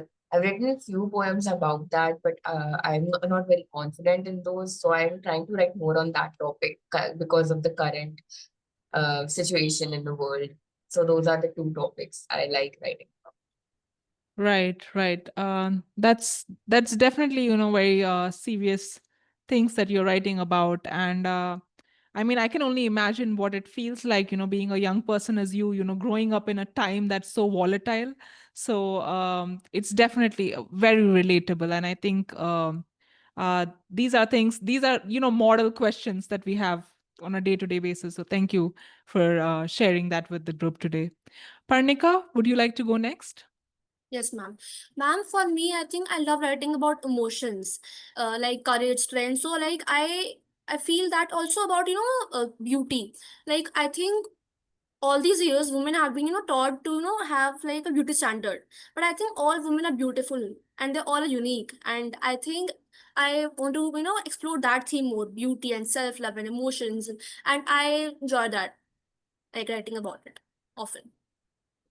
Thank you, Parnika. Yes, I think the experience of being like a woman in any part of the world is constantly like living up to people's expectations of beauty and how you conduct yourself. So again, like very relevant topics, and also like you mentioned, about how you write on emotions, and we live as much inside as we live, to what's happening around us. So again, emotions, definitely something that places you in a section that people can be like, okay, I'm feeling like this today. Is someone else feeling like me? And then they find your work. So yeah, try and create some kind of like a body of work around those topics, if that's something that you enjoy. And definitely, that's how people will be able to find that kind of similar content online. All right. So for the last thing that I wanted to say today is, when you're sharing your work, on online platforms and trying to build a readership, is that the most important thing in your journey is going to be the feedback that you receive from other readers. It's going to be the reactions that you receive from people who are reading your work. And I love to say this, but people who dislike your work, people who are critical of your work, are sometimes the best people to listen to, because they might be telling you where you're going wrong and what are what you're doing wrong that needs to be changed. So, the positive feedback is definitely, something that makes us feel like, okay, let's keep doing this. But the negative feedback sometimes has an element of truth to it. So use that to your advantage as well. Not to say that, everyone who says anything negative on your comment section has something meaningful, but just to say that if they're saying that, this poem needs more work on in terms of the rhythm, that might be true. There might be some kind of truth in it. So critical feedback and the reactions that you receive to your work are very important in how you evolve as a writer. And that's something that I also wanted to do today. So when we are reading out our poems today in the next, in the poetry reading that we'll have, like, so anyone who wants to share a poem can go ahead and share a poem. I would like all the other writers to offer some kind of feedback in the comment section, right? It can be like just 2 words, 3 words. It doesn't have to be like a long feedback, but those reactions are what, you can actually use in order to build your work further, in order to develop your work. And it's very important because writing is a solitary process. So when we are writing, we really don't know if it's good, if it's bad, if what we are writing is also going to be understood by someone else. So that feedback and that reaction becomes important in evolving our work. So the 3 things that I mentioned when writing for social media platforms, I'm going to repeat it quickly, is writing something that's authentic to you, something that's truthful to you, and getting, beyond those layers of, this is what I do professionally, and this is the city I come from, and these are the prizes that I've won or the awards I've won, and these are the places I've been published in, to saying something that's really authentic about yourself, that's truthful about yourself. For Amala, that is, environmental poetry. For Parnika, it is, talking about beauty standards of women. For Anvesha, it was, about talking about the volatile times and the kind of times and the current affairs that we are going through. So these are different topics, but choose a topic, try and create a body of work around that, so that people who are looking for something to read online can eventually find you on these platforms. And third, last but not the least, allow the feedback to do something for you. Allow the comments to say something to you that you would be able to leverage in order to write more and write better. So that's how you create a readership.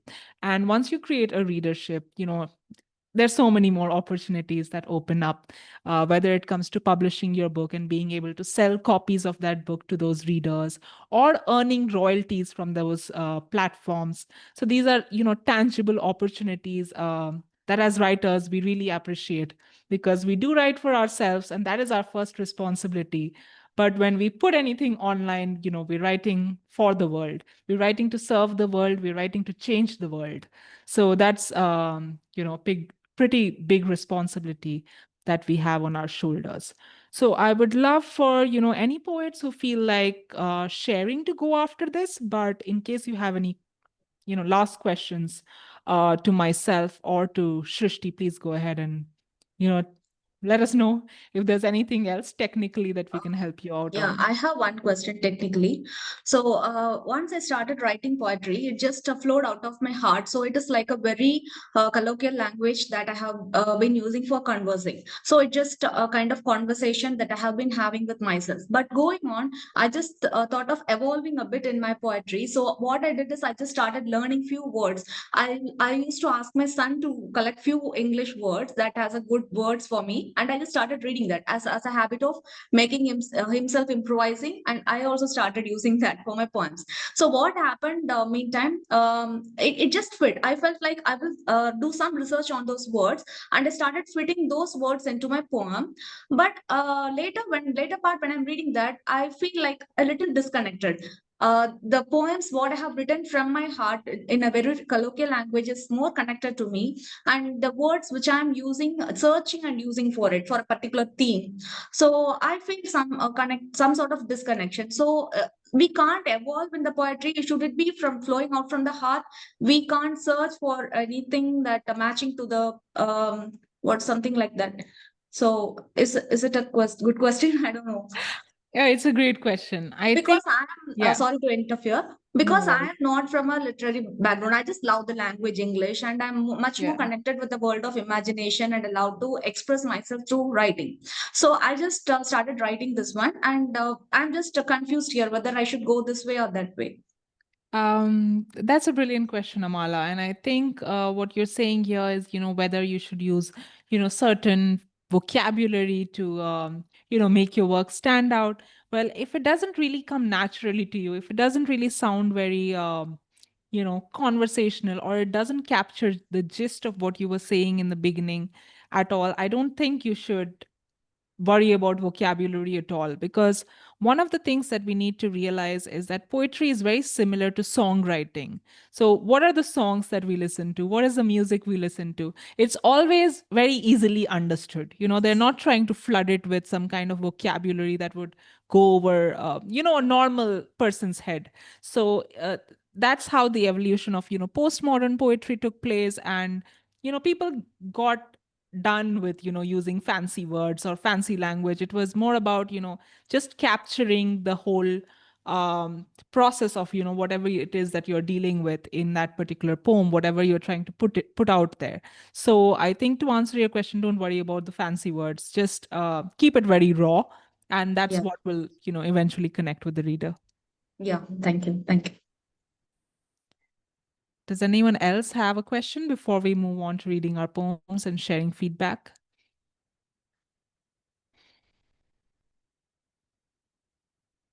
Okay, I think we don't have any more questions. So, does anyone want to share a poem today?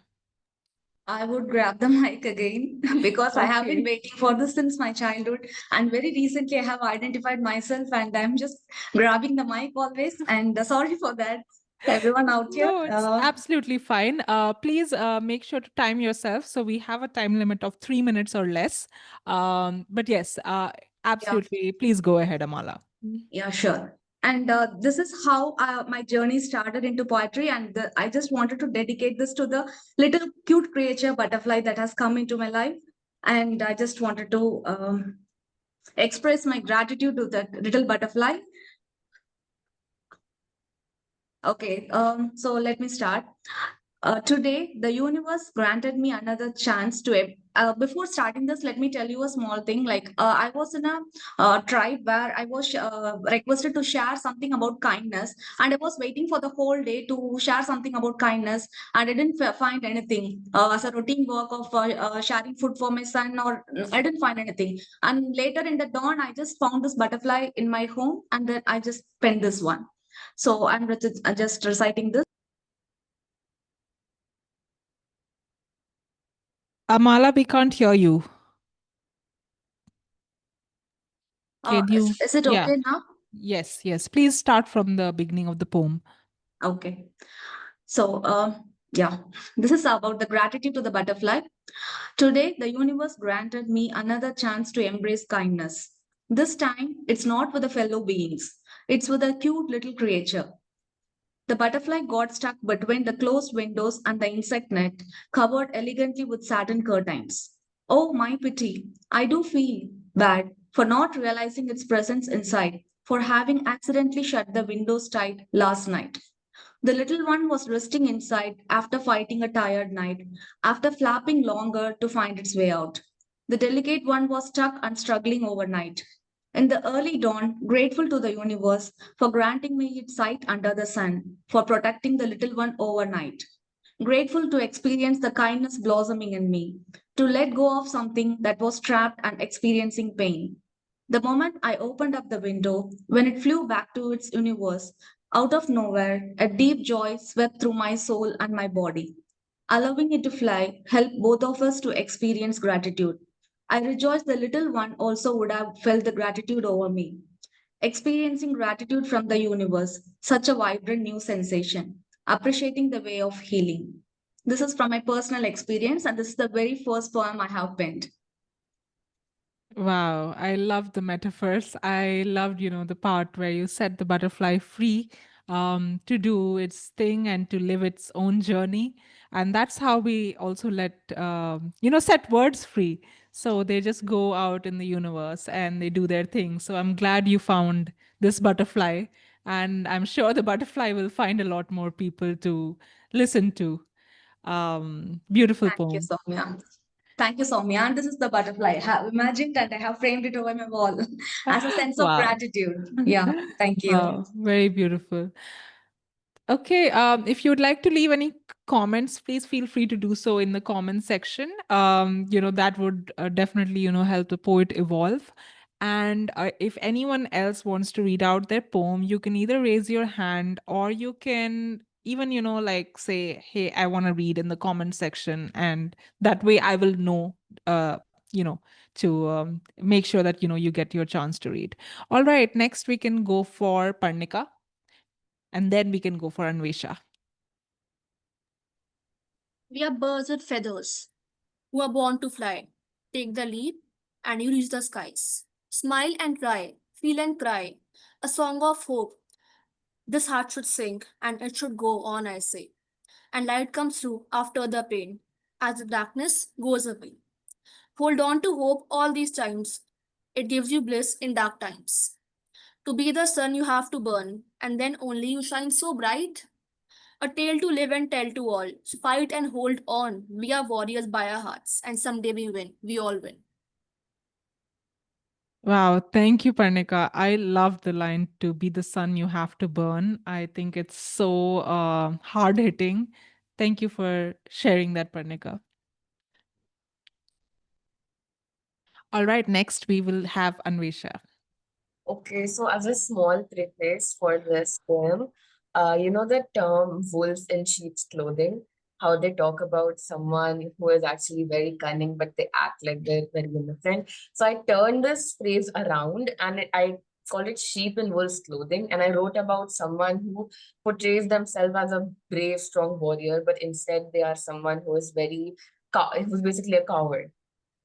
So he marches as if his form is made of steel. He marches so in front of him the commoners leave. He puts on this stalwart, brave face and walks with a courageous, quick pace.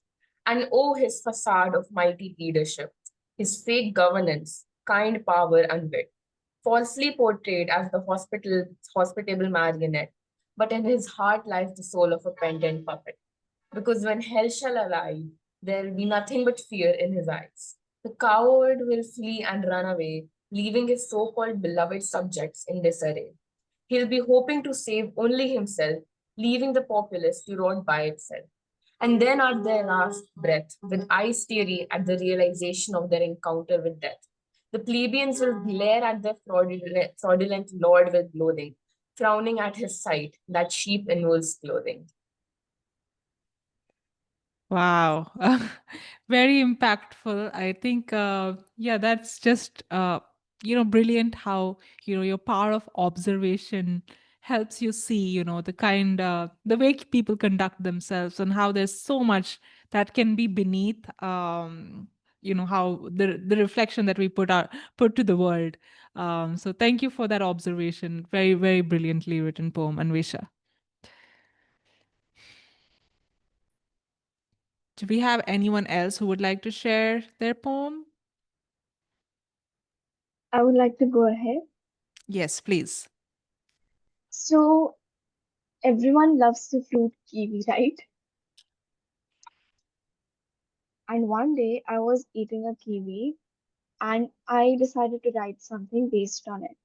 It may have a very different perspective rather than the one people usually share. So, let's begin. A pulpy green with dotted pride, in gentle fuzz its flaws to hide. A careful slice, a feast for eyes, so sweet it's like a soft disguise. But I took a deep bite, and there it lies. A sting on my tongue, a jarring surprise. Not bitter, no, just not quite true. A burn that lingers, cutting through. Much like the masks that people wear, a pleasing face, a crafted stare. Yet under looks and fuzzy skin, the darkness creeps, it seeps within. So now I pass the kiwi pie, a beauty dressed in cunning lie. For not all bright and lovely things are kind beneath their painted wings. Thank you. Thank you. Thank you so much, Bhavya. I think, yeah, your poem is definitely very, very well written, and it is definitely also very well spoken. I mean, your voice is just so pleasant to listen to. Yeah, and I really felt like, you went so slow paced with that poem. So I hope that, you're exploring also reading out your poetry wherever it is that you find the chance, whether it's at your school or your college, because you certainly do have a skill to it. Thank you so much.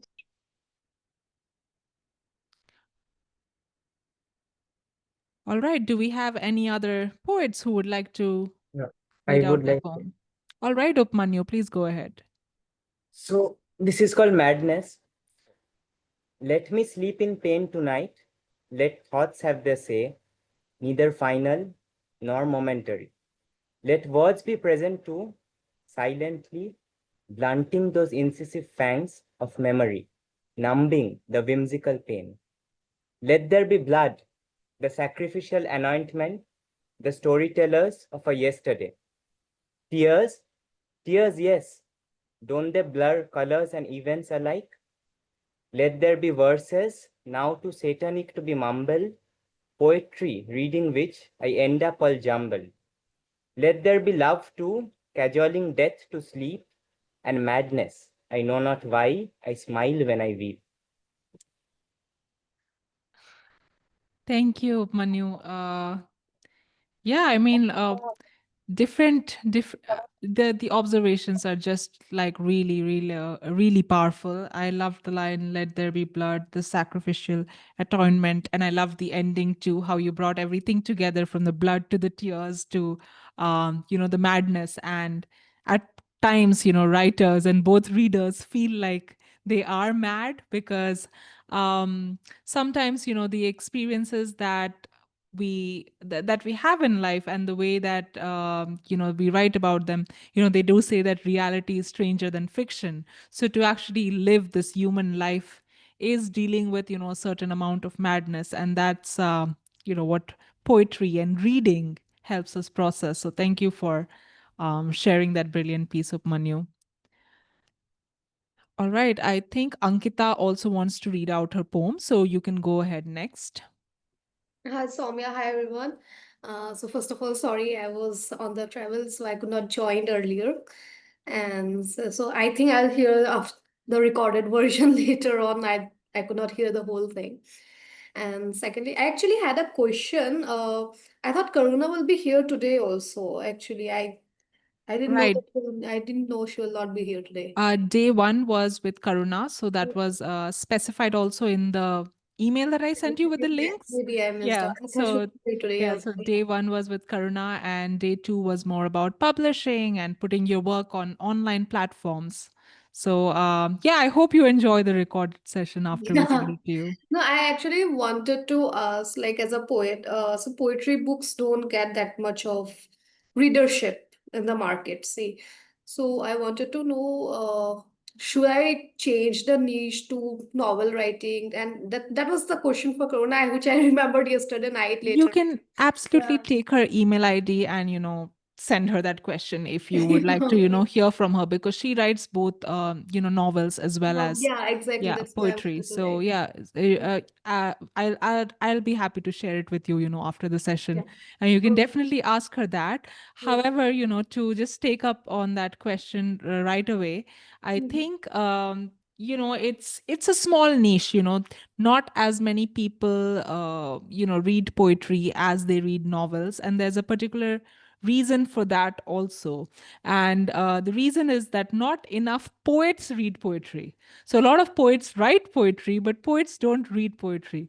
But writers always read other writers. So if there's someone who's a novelist, they usually have like a huge library of novels. So as poets, if we can support each other in our varied journeys of poetry, there's definitely potential there. But I think it also depends on who you are as a poet. Obviously, if you're Rupi Kaur, you sell a lot of copies. So building readership is very, very important, and putting your work out there on online platforms is very important before you start, before you publish a book and you actually try to sell copies of that. So even though, it is a niche where, maybe not as many people read poetry, but we can definitely say that the trend has changed over the last 10 years. People are picking up poetry books, and poetry books, to be honest, they've always done well. Everyone knows Maya Angelou, everyone knows Rumi, everyone reads Rupi Kaur, even if she's not, the most even if she's not the best example of what poetry is. Her poetry is very simple to understand, and it really depends on who you are as a poet, how you position yourself as a poet. And if you're willing to write poetry and do the work, then you will definitely have a readership, you will definitely have readers for that poetry. But yeah, feel free to take up that question with Karuna. Are you still reading out a poem though? Yeah. I'll Okay. read out a poem. So the poem, it's a short poem, it's a very old one. It's called Kora Kagas, the Nothingness. Right? So here it goes. Another day passes by in absence of color or even shades of black. It's just plain white, like Kora Kagas, waiting to be painted or even scribbled upon. Pages of past burned. All that lies behind is grey dust and rainbowed memories. Red colored love turned blood. Honey colored smile turned scars. Ocean colored emotions turned into nothing but this huge void space pulling me with great intensity towards this dark space without any light. So I look for an exit door. But am I trying my best? Maybe I'm comfortable. Made a soft, cozy place, sitting idle in the corner of this nothingness, wrapped myself in a coffin colored blanket, keeping an eye for a hand to pull me out, but not able to fight the gravity of blankness. So another day passes by, in absence of any color, leaving, breathing alive, in mundaneness of life. Another page turned, but another. Kora kagas, kora kagas, kora kagas. Thank you. I love the fact that your writing always has this kind of a cultural angle to it. You use different words from different languages, and that really has like a kick and a punch to it. And I love the line, "I'm not able to fight the blackness," and the references with the colors and how the flow and the structure of it, as well as the ending, of course, the mundane. Thank you. Thank you so much, Ankita, for sharing that. Thank you so much. Yeah. All right. Do we have any other poets who would like to read out a poem?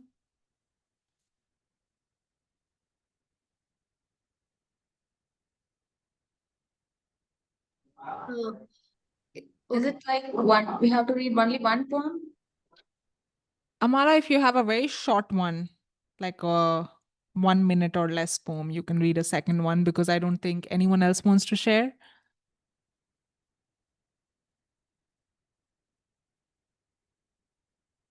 If no one's sharing, can I ask another question? Just for you, Saumya and Sristy, okay. Yes, please go Your ahead. page conducts that Wingword Poetry Competition. So I wanted to know, is there anything extra that a poet has to be to win the competition or anything like that? How to stand out for that? I mean, all of the poems Yeah. are judged anonymously, so we don't. The external jury that judges it doesn't really know who the poet is, the name of the poet, or the age. And the competition is for emerging poets, so it is not for poets who are established in any way, who have won, a major award or who have gotten international recognition in any way. So there's definitely nothing extra because the poems are being judged anonymously. But yes, of course, there is kind of writing that we're looking for, and you can the best way to find elements of what that style of writing is or what that kind of writing is, to read the electronic books that are on the Wingword Poetry Competition website, from that have cataloged the winning poems all the way from 2017 to I think the last year's books are still to be uploaded, but to the last before year. So you can go ahead and read poetry, but a lot of it has to do with writing from the heart. So experiences or the way that you see the world, that's the most important thing in terms of like the way the poetry has to be, but nothing extra. So because there's we're not looking for established poets. Indeed, we've had like over the years we've had like lots of professors apply to this, and lots of people um, who are like IAS officers or influential things, but that's definitely not the criteria that we're looking for in this competition. I Shrishti, would like to yeah, you also wanted to answer add. this, yes, because I think you want to find out what kind of poetry do judges like in Wingword. I would say good poetry, and I will explain what good poetry means to me. You can beg to differ, but good poetry for me is to experience something almost like a movie in my head when I read it. It's a story, it's a journey. It's not just a coded, uh, it's not coded, it's open. So, for example, I'll give you examples of two people.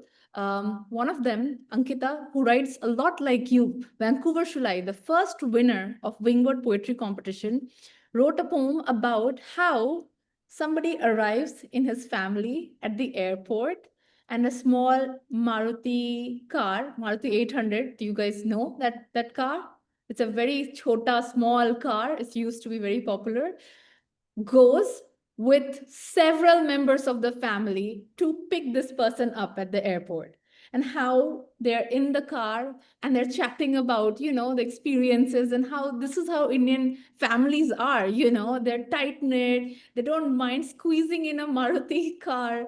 So it's an experience when you think about it, and when you read it, it's like, wow, this is a great observation about our country, or the context of how Indian families behave. So it's very visual. And I think good poetry is always visual. And the second example I'll give you, of a girl who won the first prize. Her name is Eshna Sharma. And she was only 17 at the time she won the prize. So very new writer, very new poet. And her poem was about how everybody is sitting at the dining table and talking about everything from the politics, from what's happening in the news, from what happened in the neighbor's house, but the deeper issues within the family. For example, someone in the family, like one of the daughters in the family, is being abused by her husband, but nobody's asking questions. How did you get that mark on your hand, on your arm? And then the important questions, as nobody's really discussing the private matters that Indian families try to always hide, how the mother is dealing with depression. Nobody wants to talk about those things because those are harsh things that Indian families don't want to talk about. They're talking about politics and all, astronomy and all of that. And then in the end, the poet makes a confession, because someone asks, are you interested in some guy? Are you seeing somebody? And she says that I'm interested in girls. And she's a girl, basically. So she admits to being a lesbian, okay? A queer person. So, the fact that the young girl in the family was like, enough with this, enough of hiding all these things. I'm going to be real, and I'm going to tell you my reality. I'm not going to be like rest of the family members. So we are looking for stories, experiences that are so different. And when we read it, we are like, okay, we understand who the poet is, what they were experiencing. Like, for example, when Amala was sharing a poem today, she talked about how she's cooking in the kitchen and then she's thinking about poetry. What a great visual. Think about it, a mother, a housewife. She's making dal while she's thinking about writing a poem. That's a great visual. Ankita, I think you were the one who performed a poem about the court. Were you the one? yesterday? Yes, yes, I performed. And how you were linking that to, everything else, and how it was so visual. It was so visual. It was like a visual journey. So that is a good poem. I really like that poem of yours. A lot of new writers, right? They don't want to express too much openly. So what they do is they write very coded poetry. Only they can understand. Nobody else will understand. It's like decoding something so hard, like a puzzle. You want to write poetry that people can understand. Okay, so in Wingword, we try to um, select poems that talk of an experience, of something very interesting, something very different, something we haven't read. And we like when people write real stuff, okay, from their own lives and things like that. But of course, there's a variety of poems that have won over the years. Every year we have a new judge, and judges also have different preferences. Everybody comes with a bit of a preference. I may like a poem about, someone becoming a very famous filmmaker because I'm a filmmaker, and someone has written a poem about how they started with nothing and they had no money and they used only few $1,000s to make a very big film which became a hit and all of that. So I would like that. So you guys have to write your real personal experiences into poetry. I really also like how Anvesha, I think she was performing poems about. Did you perform the poem about something to do with gender, or was that someone else? Was I it sort of like my poem, the one I performed yesterday was somewhat related to gender, yes. Yeah. So it's coming out of your experiences. The more authentic you are, the more authentically you share your experiences, the more the readers like it. Even the reader that is not an intellectual, you want readers to like it, people to understand it. You're not just writing for intellectuals, you're not just writing for other poets, you're writing for readers. So write something that people will read and be like, acha, this is a great experience that I'm reading about. This makes me feel great. Okay, so that is my understanding of how poems win on in Wingword.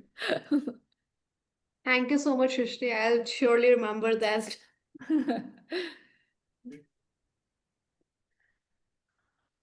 All right. Yeah, do we have any other questions or something technical?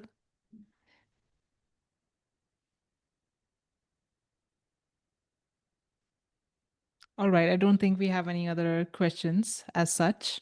All right, so what I just wanted to say is, publishing is not rocket science.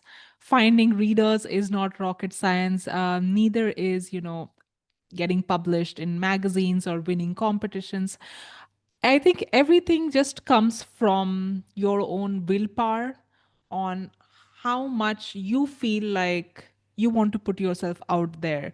That one thing that is common in all success stories is that there was someone crazy enough, mad enough to go after it.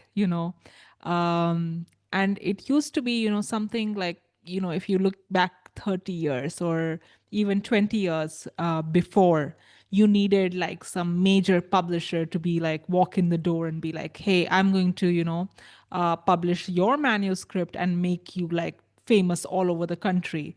But today there are no more gatekeepers.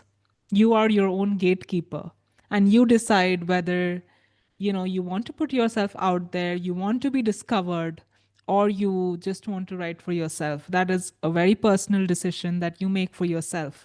So if you have that willingness, then it's really quite easy to gain the know-how of how to find readers, whether it is on new social media platforms or it is on in more traditional methods like submitting to magazines all over the world and finding readers through their communities. The methods are many, but the one thing that stays constant is the willpower to do it and the willpower to learn, and also the gut instinct to recognize what works for you and what doesn't work for you. As a writer, as I said, it's a very personal experience. Sometimes people just write for themselves, they don't really need to find anyone else to read their work.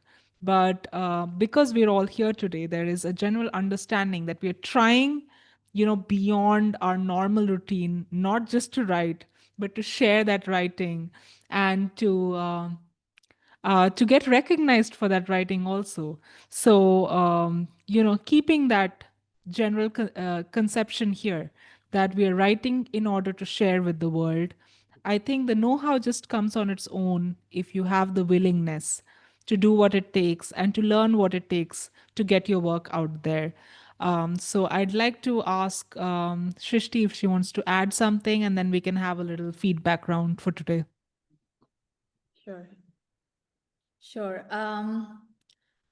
Well, we discussed a plethora of things. It's for you to pick the things that work for you and things that don't work for you. I just want to say that it was a great experience, getting to know you, your poetry, and start building that web. We are already going to be publishing your interview. I don't know if you've all received the interview questions, but we are going to be publishing your interview on our website. So every time somebody goes and types one of your names, Parnika Sharma, they're going to get your interview on the internet. And you're going to be talking about my poetry like this. I write like this. I do this. I do that. This is my inspiration. So you're already building web links, right? So now you will be found on Google. When someone searches your name, you're going to be found on Google. And keep building these. Keep sending your poems to competitions, not just Indian competitions, international competitions. Saumya, when she was in 10th grade, she took part in an international competition, an essay writing competition. So she sent her poetry about the Iraq War to this competition that was being hosted by University of Houston. She just found this competition online on the internet. Nobody told her about it. She was just looking through it, and she won the prize, and she was invited for a 7-day trip to Washington, D.C. She was also awarded a few $100s, but the whole experience of going to the US, spending 7 days with other people who had won from different countries around the world was something great. So, there are competitions that actually can change your life. So try different things, try different methods. There was one man who won in Wingword, and he was 70 years old, and I remember him saying, if I had known my poetry was so good, I would be writing when I was younger. I wouldn't have started writing so late. So you only discover how good you are when you send it to different places, and people are like, yeah, I like this, I'm going to publish it on my magazine. It doesn't always have to be a paid competition. There are lots of paid competition, because there are millions of writers. So if we host a free competition, the judges will not be able to judge. The amount of poetry that we will receive, it will be impossible for teams to judge. And which is why most of the competitions in the world, Montreal Poetry Prize, Bridgeport Prize, they all charge an entry fee. So don't be afraid to make small investments into your art. These are very important. Even a musician makes investment in the recording studio. So even as a writer, you have to make investments. Don't be afraid of that. If you believe in yourself, your investment will pay back. There is this spoken word poet, black poet, Warshan Shire. She used to post a lot of her stuff on Instagram, and she used to make videos about her poetry. And one day she got a call from Beyonce saying, hey, your poetry is so good. Can I use it in one of my albums?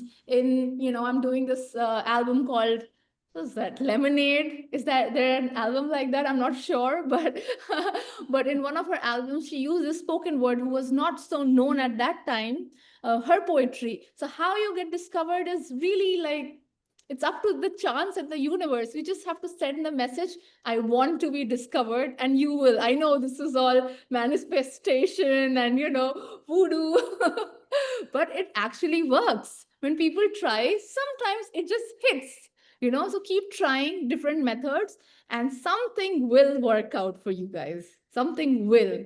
I'm so sure. And I know in a year, when I Google your name, I'm going to find a list and a body of work that you've posted online. I'm going to be finding a lot of awards that you've won. I'll be finding a lot of interviews you've done. I'll be finding a lot of podcasts. I want to see content. In 1 year from now, I'm going to type every one of your name online and look for you. And I want you to create something there, right? That's a promise, right? I just wanted to add on one thing. When you were speaking about the manifestation, I very recently have done that. I have posted one of my YouTube videos with this dress that I'm presenting in front of a group of people who are poets, and it is happening today. And I'm so happy to register that over here. I have imagined a visual image of AI through AI that I'm reading a poem in front of a group of poets, and Oh my God. and I have uploaded it to the YouTube video. Like she names the nameless, and it is happening today, and I'm very happy about that. The universe really That's works so for our good. frequency. Yes, thank Yeah, you. manifestation works. 100% it works. It has worked for me. I wouldn't say that, I was so smart. I figured out the YouTube algorithm. And when I started posting, I was so good at it now that, my video started getting viral. I think a lot of it has to do with the willpower, the manifestation. And yeah, just keep trying and believe that the universe rewards people if they put in the effort. Thank you. Thank you so much, Shrishti. That was very, very inspiring. And thank you for sharing all your knowledge throughout today's workshop. So I'd just like to ask any of the other poets if they have any feedback to share. Or maybe we can just go, one by one. Krithika, would you like to share, what you took away from today? I mean, from both days in general, and yeah, what you took away, what you're feeling right now at this moment. Krithika, are you still here with us?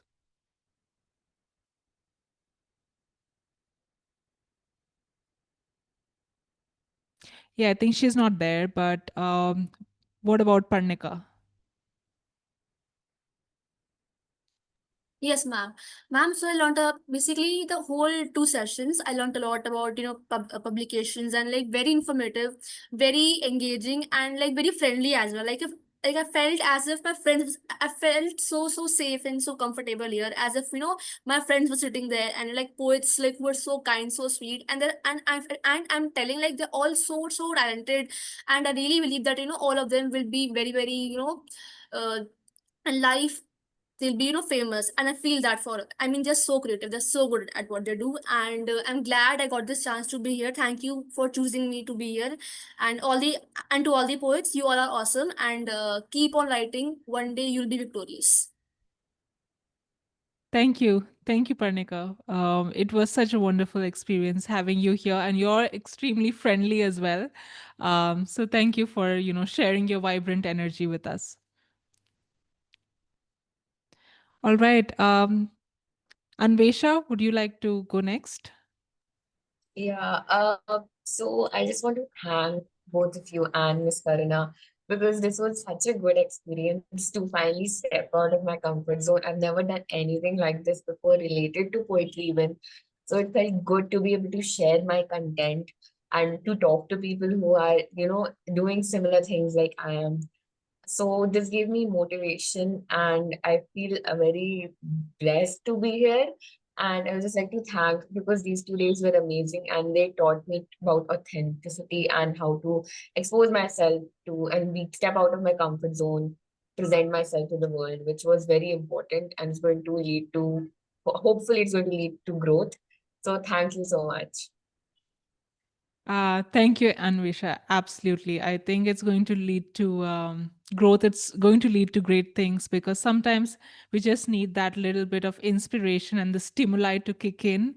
And then we're able to follow a certain creative path much better, knowing that, other creatives exist. So being in this community with you also has been a really, really pleasant experience. I loved the poems that you shared, and I loved all the insights also that you offered. All right. Yashas, would you like to share any takeaways from today's session?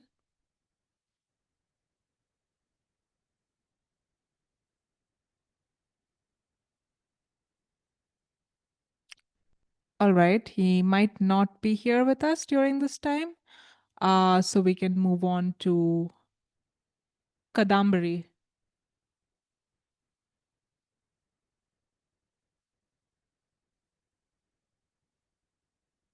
Kadambari, are you still here? Yes, yes.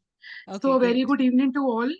And I would say thank you so much, Delhi Poetry Slam, first of all, for selecting my poems to be published in the anthology, and also for, guiding us through and through in such detail that, otherwise we know how to write poems, but we are clueless how to, go about it and, publish it and be, known that, okay, she writes poetry, she is someone who should be, looked at as a writer.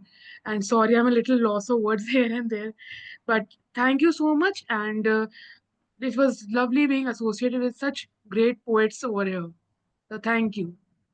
Thank you, Kadambari. It was a wonderful experience being associated with you as well. I mean, I've seen you perform your works multiple times, and you've been such a wonderful part of the Delhi Poetry Slam community, both virtually and physically.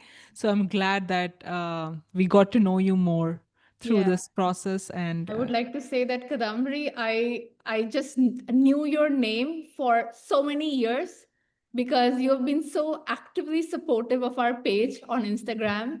I just knew your name, when Saumya told me Kadambari Gupta is joining, I was like, oh, I know her. I didn't know your face, but I knew that you were a part of, the Delhi Poetry Slam online community for such a long time. Your name was imprinted in my head. Oh, thank you so much for remembering my name. Of course. Means a lot. Bhavya, would you like to say something? First of all, I would really like to, thank you, Soumya ma'am and Sristy ma'am, for this wonderful online interaction that we have had. It has been such a great joy to see and interact so many people write such beautiful poems like how I have written. And we are all like, we are literally strangers. We don't know each other, but I have felt so comfortable and so at home here. You have created such a warm atmosphere over here. And it was so, so delightful to see everyone share their poetry, to see all the different perceptions and views people have, to see the beautiful works. I am so grateful for this. Thank you so much. Thank you so much, Bhavya. Yeah, it's been a beautiful experience today at today's session with you, and I'm also so grateful to have you as a part, as an integral part of the Delhi Poetry Slam community. Yeah, and Bhavya, you have a beautiful voice. You have a beautiful voice. You need to explore spoken word poetry as well. Thank you so much. All right, Amala, would you like to say something? Yeah. First of all, I would like to thank Delhi Slam Poetry for organizing such a very beautiful and happening event. Because if such poetry workshops are not there, I don't know like what all the poets will be searching for. Like a mom is searching for the, like a kid is searching for the mom who lost actually. So I feel that way, and I feel very here. That is the first point I would just like to register. And now I'm very confident that poetry is healthy. Before this, I was thinking like whether poetry is acceptable or not, because in families, when we are opting out of the routine things and moving into poetry, they are not actually much convinced.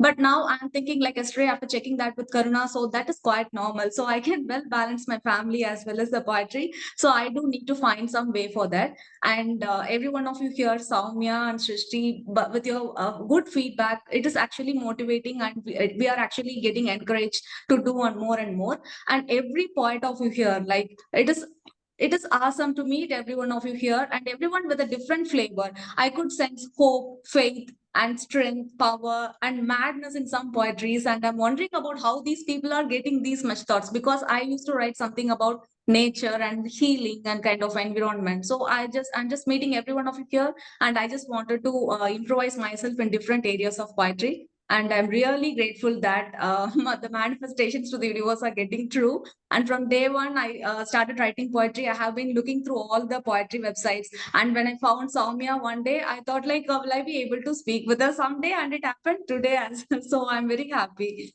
I'm deeply expressing gratitude here. Thank you for organizing such a beautiful program, Saumya. Thank you so much.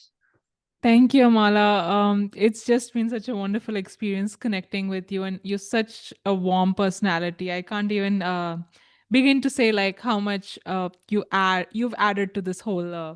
these 2 days with your attentiveness and with your kindness and yeah, just being there for me and everyone else. Thank you so much, Amalia, for being here with us. Yeah, Amala, you're really a delight to be around. I've just seen you smiling throughout, so I really like that. I really like how you seem so fresh into poetry. Yeah, almost like a very curious child. So it's beautiful to see that. When someone is in love for the first time, it's like that Of when I course. see you.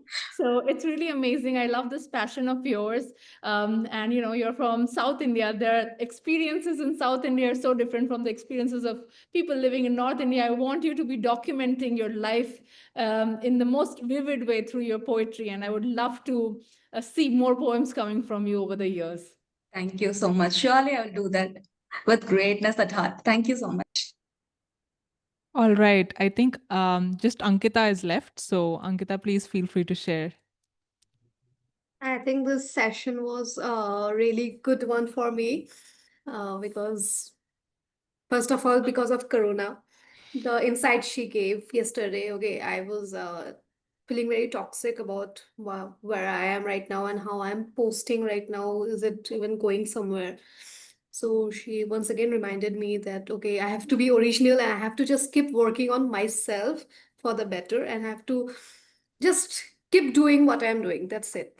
And today, as you guys have mentioned, I could not attend the whole session today, but from the few parts I heard, the where I think Shrishti was saying that we have to make a web of networks to grow. So I guess, yeah, I will work on that. I haven't grown that much on web of networks. I have just recently started posting my work for publishing house, not publishing houses, for e-magazines and all that. Just recently started it, and this is the first time I actually got to know about Medium and Substack. I literally had no idea what are those.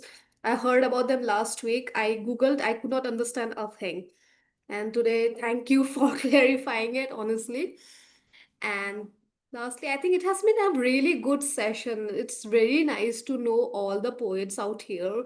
Very impressive, I would say. And I used to think that, वो एक घमंड जो होता है वो टूट जाता है ना आपका, तो वैसा that feeling I have. Like I was like, okay, I'm in a very huge world and everyone is like equally good enough in a competitive world.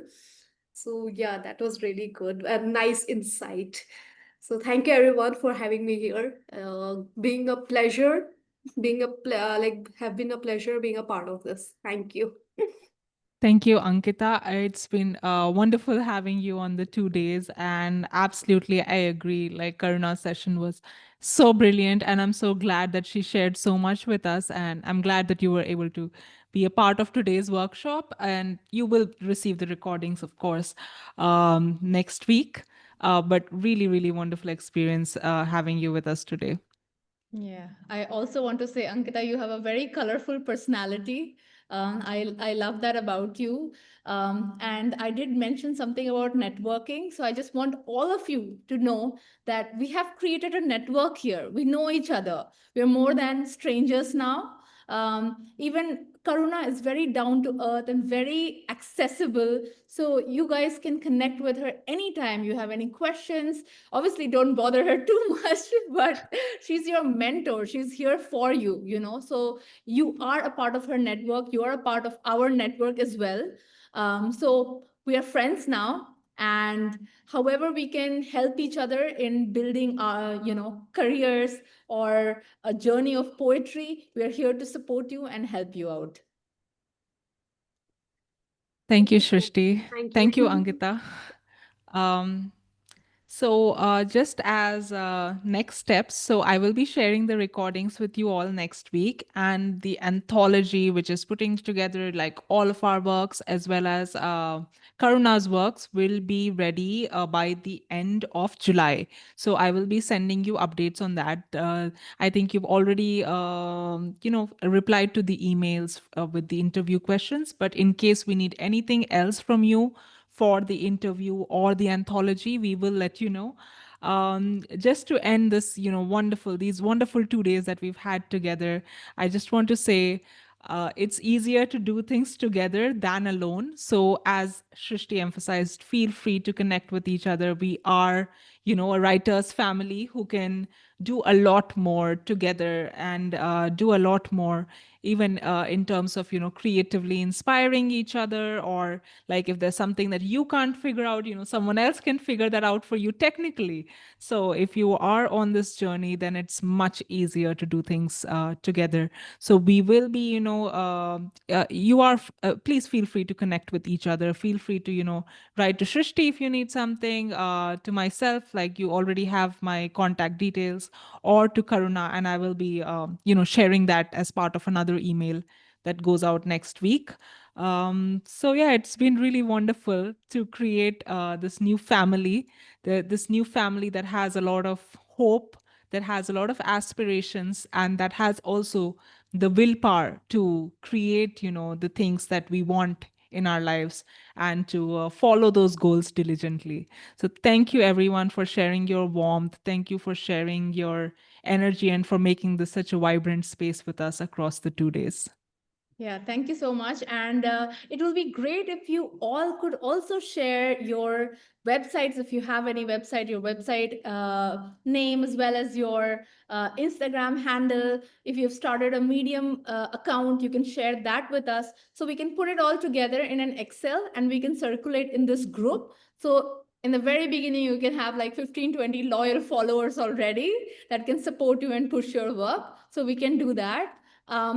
Krithika is Everyone who joined in. I mean, I've learned so much over the last 2 days about also, how, the refreshing perspectives of poetry and who you are as people. And I feel very close to each one of you who's been there with us throughout the 2 days. So yeah, I'm looking forward to staying in touch, and we will send an Excel sheet, as I said, that where you can fill out your social media handles. So hopefully we can stay connected. And if you have any other questions, or if you just want to, be friends with someone from the group, then feel free to reach out to each other. And I'm so glad that, I'm so glad to conclude the Writers Launchpad on this note. So thank you once again.